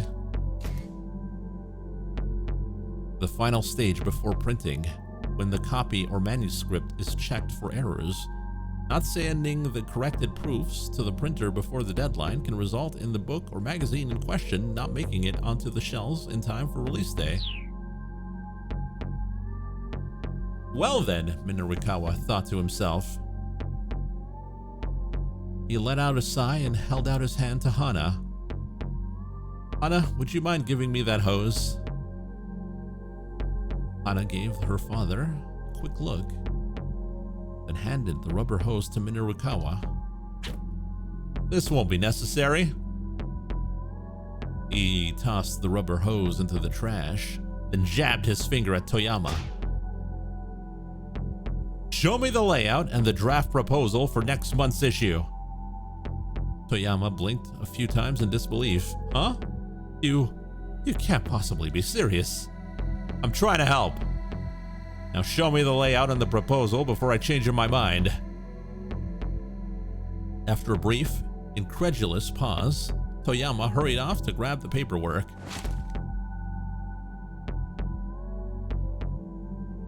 A layout, in publishing speak, is an outline of a magazine showing which articles will occupy which pages. Minarikawa gave it a quick once-over, finding that 12 of the pages were still blank and untouched. He wanted to punch whatever writers had been assigned those pages. See what I mean?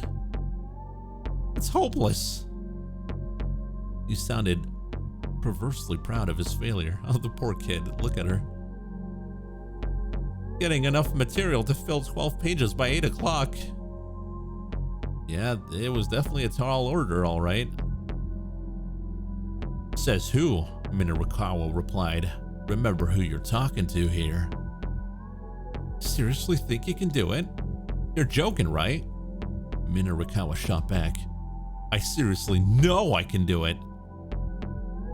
There's nothing in this world I hate more than a bad joke.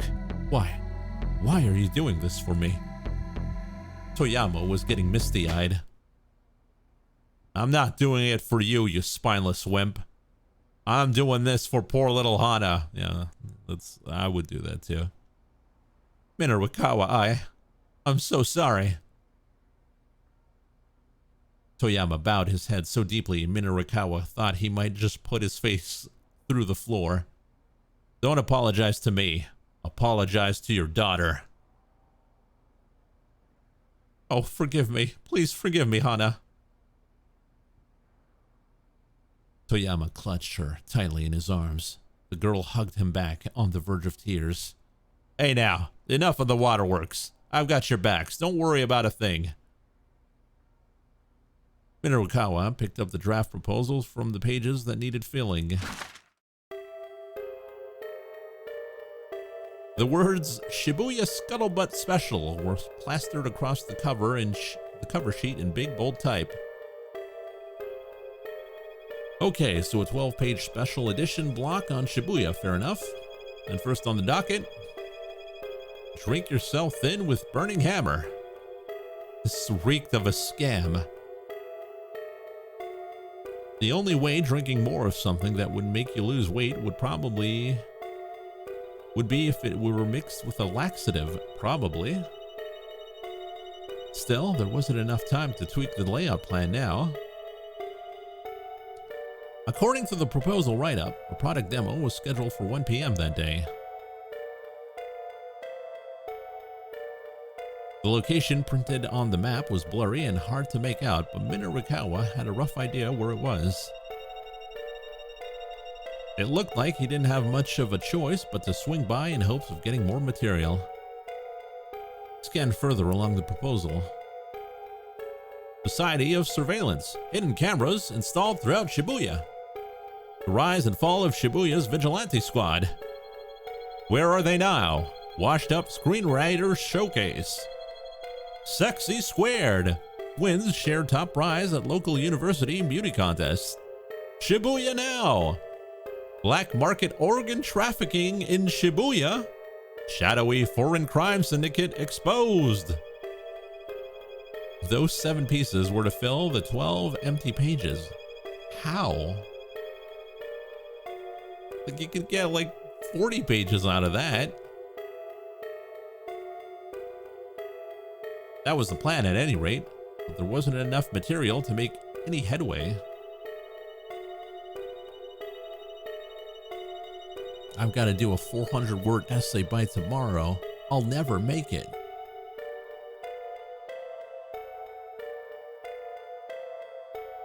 The Shibuya Now article didn't even have any proposed content. That sucked hardcore. It didn't look like there was much material for the rise and fall of Shibuya's vigilante squad either. The note suggested that a few years prior, a group of youngsters in Shibuya had banded together to help fight crime in their neighborhoods. At this point, however, things had flipped around completely, and they had become a gang of street punks themselves. A turn to the dark side. It had the makings for an interesting article, to be sure, but tracking down this gang would take time. Minarikawa was personally intrigued by the one about organ harvesting in Shibuya. Rumor was that organs were being smuggled out of Southeast Asia and fenced locally at a tremendous price. There was even a plan to ascertain the authenticity of these claims. Fascinating. If Minarikawa was going to be spending all day gathering other material, though, he didn't have much time to spare for it. Shibuya Now. The rise and fall of Shibuya's vigilante squad. Black market organ trafficking in Shibuya. Minarikawa decided that one of these three would have to go. He thought about it long and hard as he stared at the draft proposal. There was a good chance he would really screw himself over if he picked the wrong one. Finally, he decided to cut. Uh-oh, which one?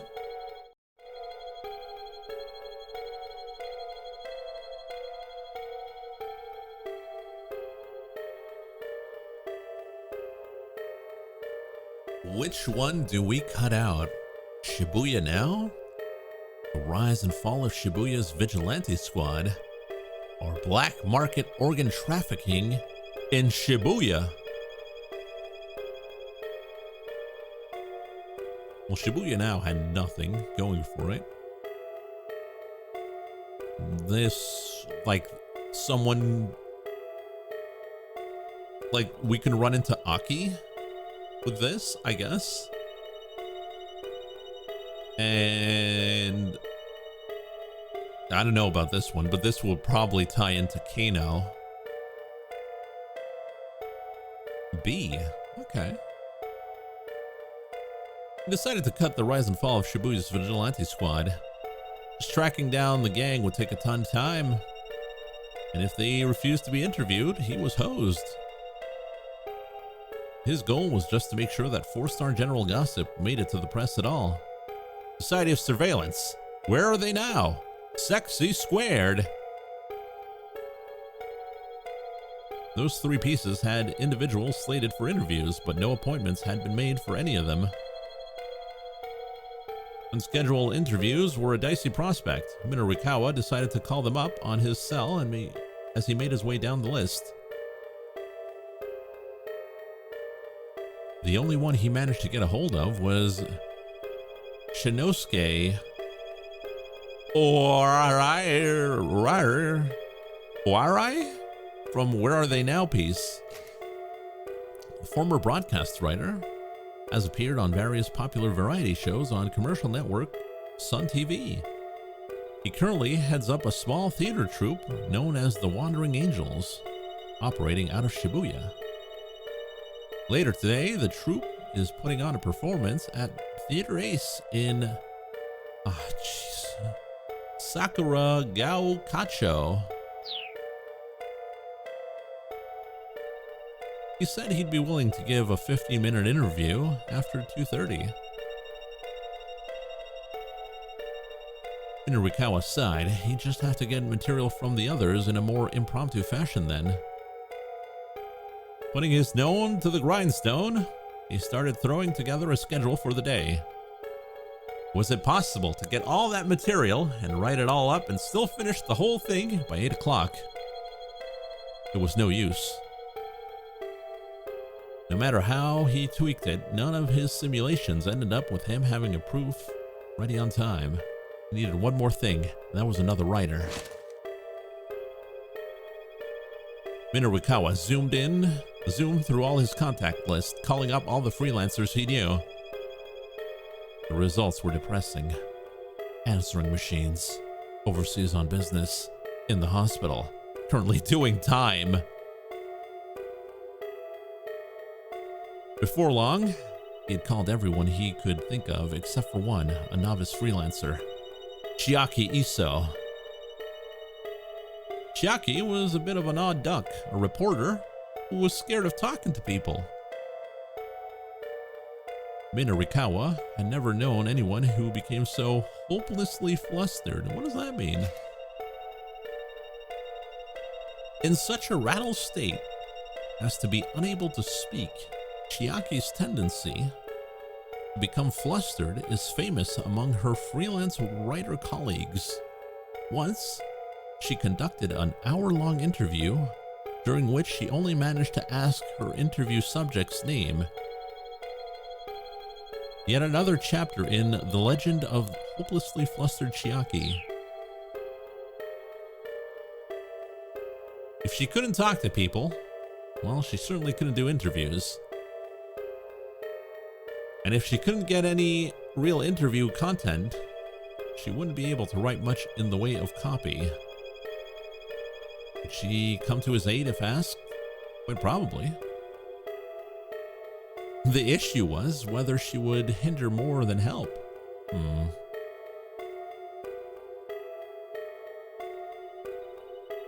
This was no time for beggars to be choosers. He decided to call up Chiaki. What he needed now were dependable folks he could count on. He decided to email all his contacts from back in his staff reporter days. Are we calling up Chiaki or are we denying Chiaki? Chiaki.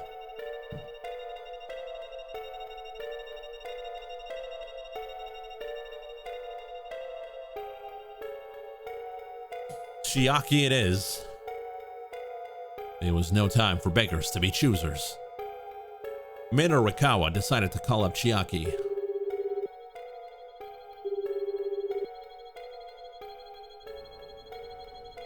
The phone rang several times before a sleepy voice finally answered. Hello.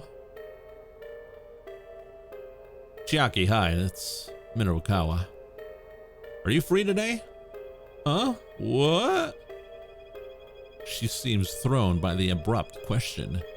Did you just wake up? No, I mean, well, yeah. Good morning. Just like me. Her voice still sounded half asleep. So I'm guessing you don't have any work slated for today, as usual. Pretty much. No work, no money, no food. Nothing to do except sleep. If I'm not awake, I can't dwell on how hungry I am. She didn't sound well, almost like she literally didn't have anything to eat. Well, I've got work for you. I'm over at 4-Star General Gossip. Get over here ASAP.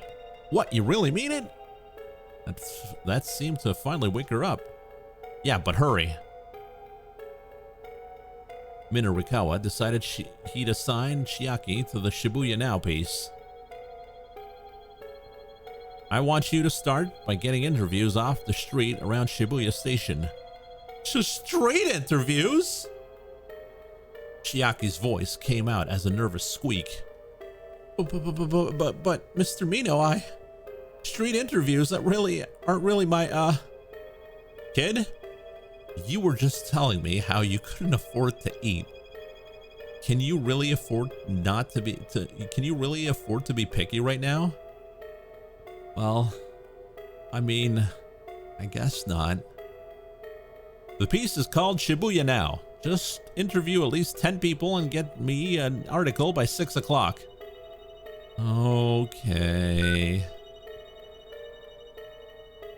He quickly explained the kind of interviews he was after, then hung up. Okay, I've gotten us another writer. We'll get through, Toyama, somehow. Toyama shrugged gloomily. Yeah, well, the thing is, there's actually one more problem. Are you kidding me? Minarikawa couldn't hide the irritation in his voice. What is it now? The loan company is sending a debt collector over at 4 o'clock. But as you can imagine, I don't have a single yen to give them. That's less than ideal, yeah. So what's the plan? Well, they said provisionally that if next month's issue gets published, they'll be willing to wait on repayment. And there's no problem. The issue's coming out guaranteed. But they're not going to take my word on that anymore. I'm going to need to prove it. If we could fill, say, half of the 12 pages by the time they show up, I could probably convince them. All right, Minarikawa said wearily. So for starters, we need 6 pages by 4 o'clock. They had to get all 12 pages done as it was. That made a perfect midpoint to shoot for. Any other problems you'd like to let me know about? No, that's all. I really am sorry about this, Minarikawa. Again, he bowed his head low. Minarikawa felt distinctly awkward. He had known Toyama for years and had never been kotoed to like this before. Kotoed to? Yeah, well. Just let me handle it, alright?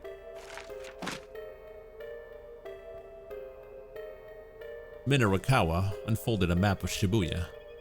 The first order of business was deciding where to begin getting content. He marked the editing office with a circle, then considered where to head next. Diet drink sales demo? Where are they now? Society of Surveillance. Sexy Squared, Midoriyama Academy.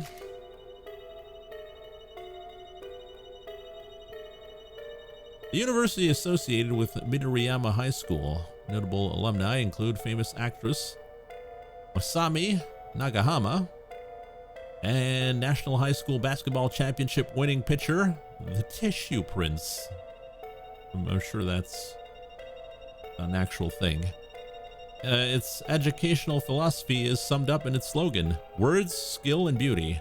A very high percentage of winners of the Miss Midoriyama contest go on to careers in the entertainment industry. The diet drink sales demo was at 1 o'clock. And the interview with Shinosuke Orai was slated for 2:30. The question was what to do in the interim.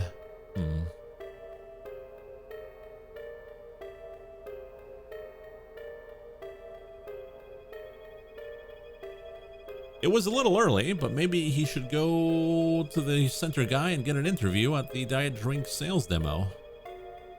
It was a bit of a hike, but maybe he could go to Dogenzaka and check out Endo Electronics. Why would we go to Endo Electronics? I mean, we would go to Endo Electronics if we wanted to see the gang, but we took that out of our thing. It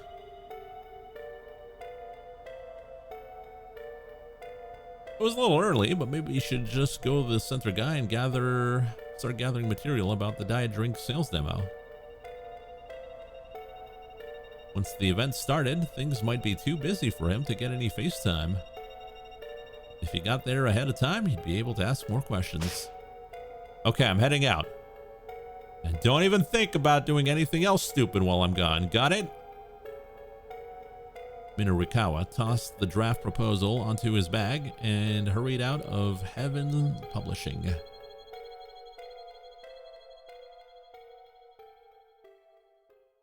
We gotta save the mascot. We gotta go save Tama. Preparations for the Burning Hammer Diet drink sales demo seemed to be well underway when he arrived at the Nokani building. Minarikawa could hear voices from somewhere ahead as he made his way down the corridor. He knocked on the door and a tired-looking man poked his head out. Yes, can I help you? Hi, my name is Minorikawa. I'm a freelance writer. I'd like to interview you about Burning Hammer. Huh? Oh, an interview? The man's face lit up with an enormous smile. Are you the person in charge then? Minorikawa asked. That's me. Name's Junichi Yanagishita. Yanagishita, sorry. Thanks for your interest in Burning Hammer. Drink all you want and just burn those pounds away. Is this the Yakuza 7 Pro Tag? Yes. Instant sales pitch, eh? Well, at least the guy was confident in his product. Is that tagline actually true? Minorikawa asked. The more you drink, the more you lose? Absolutely. Have a try for yourself and you'll see. Here, a free sample. Yanagishita produced a small bottle from his jacket pocket. It was filled with some kind of red liquid. So this is Burning Hammer, huh? Yes, and I don't mind telling you it's a fantastic product. The proud smile on Yanagishita's face spread from ear to ear. Minorikawa opened the bottle. Oh hey, Yanagishita said quite quickly. Before you drink that, what? You're not on an empty stomach right now, are you? Minorikawa blinked. What? It's just that if you drink the product on an empty stomach, how do I put this? There's some minor health. I mean, it's just the body might not, it's just that, look, don't sweat the details, it's fine, Minorikawa said. I didn't have any breakfast this morning, but hey,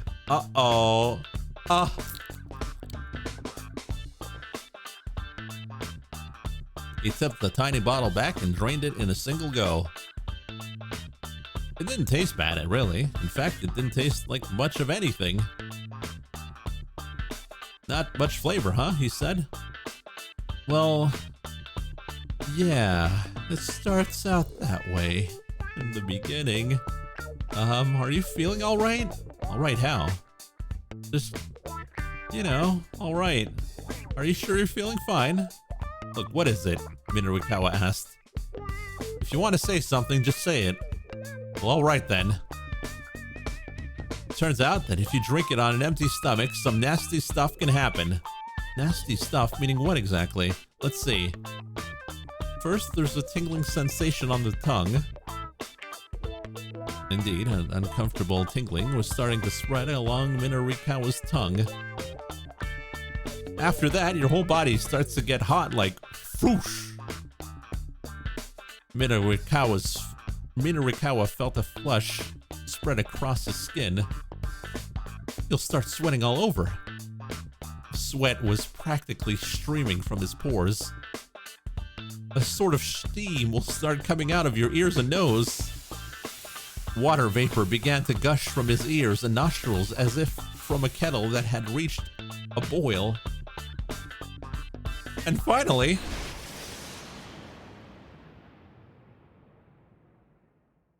before Minorikawa could hear what the last thing was, his body launched into the air like a rocket. His head crashed into the ceiling and he crumpled right back onto the floor. He felt like his heart might shoot out from his throat at any moment. Yeah, it goes kind of like that, Yanagishita finished. He looked down at Minorikawa with pity in his eyes. It goes kind of like that. What the hell are you thinking, selling something like this? Well, it's just... This isn't a diet aid. It's a death trap. Minorikawa shuddered. His whole body racked it with pain. Well, to be fair, I did ask whether or not you were on an empty stomach. Go to hell, you psychopath! You can't be allowed to sell this poison. I'm taking you down. Clutching his pen as if it were a sword, Minorikawa lurched to his feet, his mind little more than a blur. Die! He lunged for his foe. Yanagishita screamed. Over the course of the next 2 hours, Minarikawa chased the diet drink salesman around the building in a berserk haze. When someone finally alerted the police, it took 4 officers to subdue him. And when he finally came to his senses in his detention cell, the 4-star General Gossip deadline had long since passed.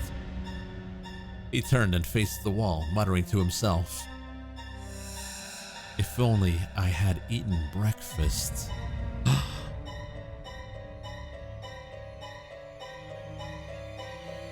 Bad endo.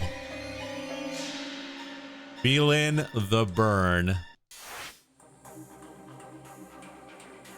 All right, I think we could call it there for tonight. Hope you guys enjoyed it. Got another stream in 2 hours. We've got Ogre Battle Reborn. So if you're into that, tune in. If not, like I said, thanks for watching, and we'll see you next time.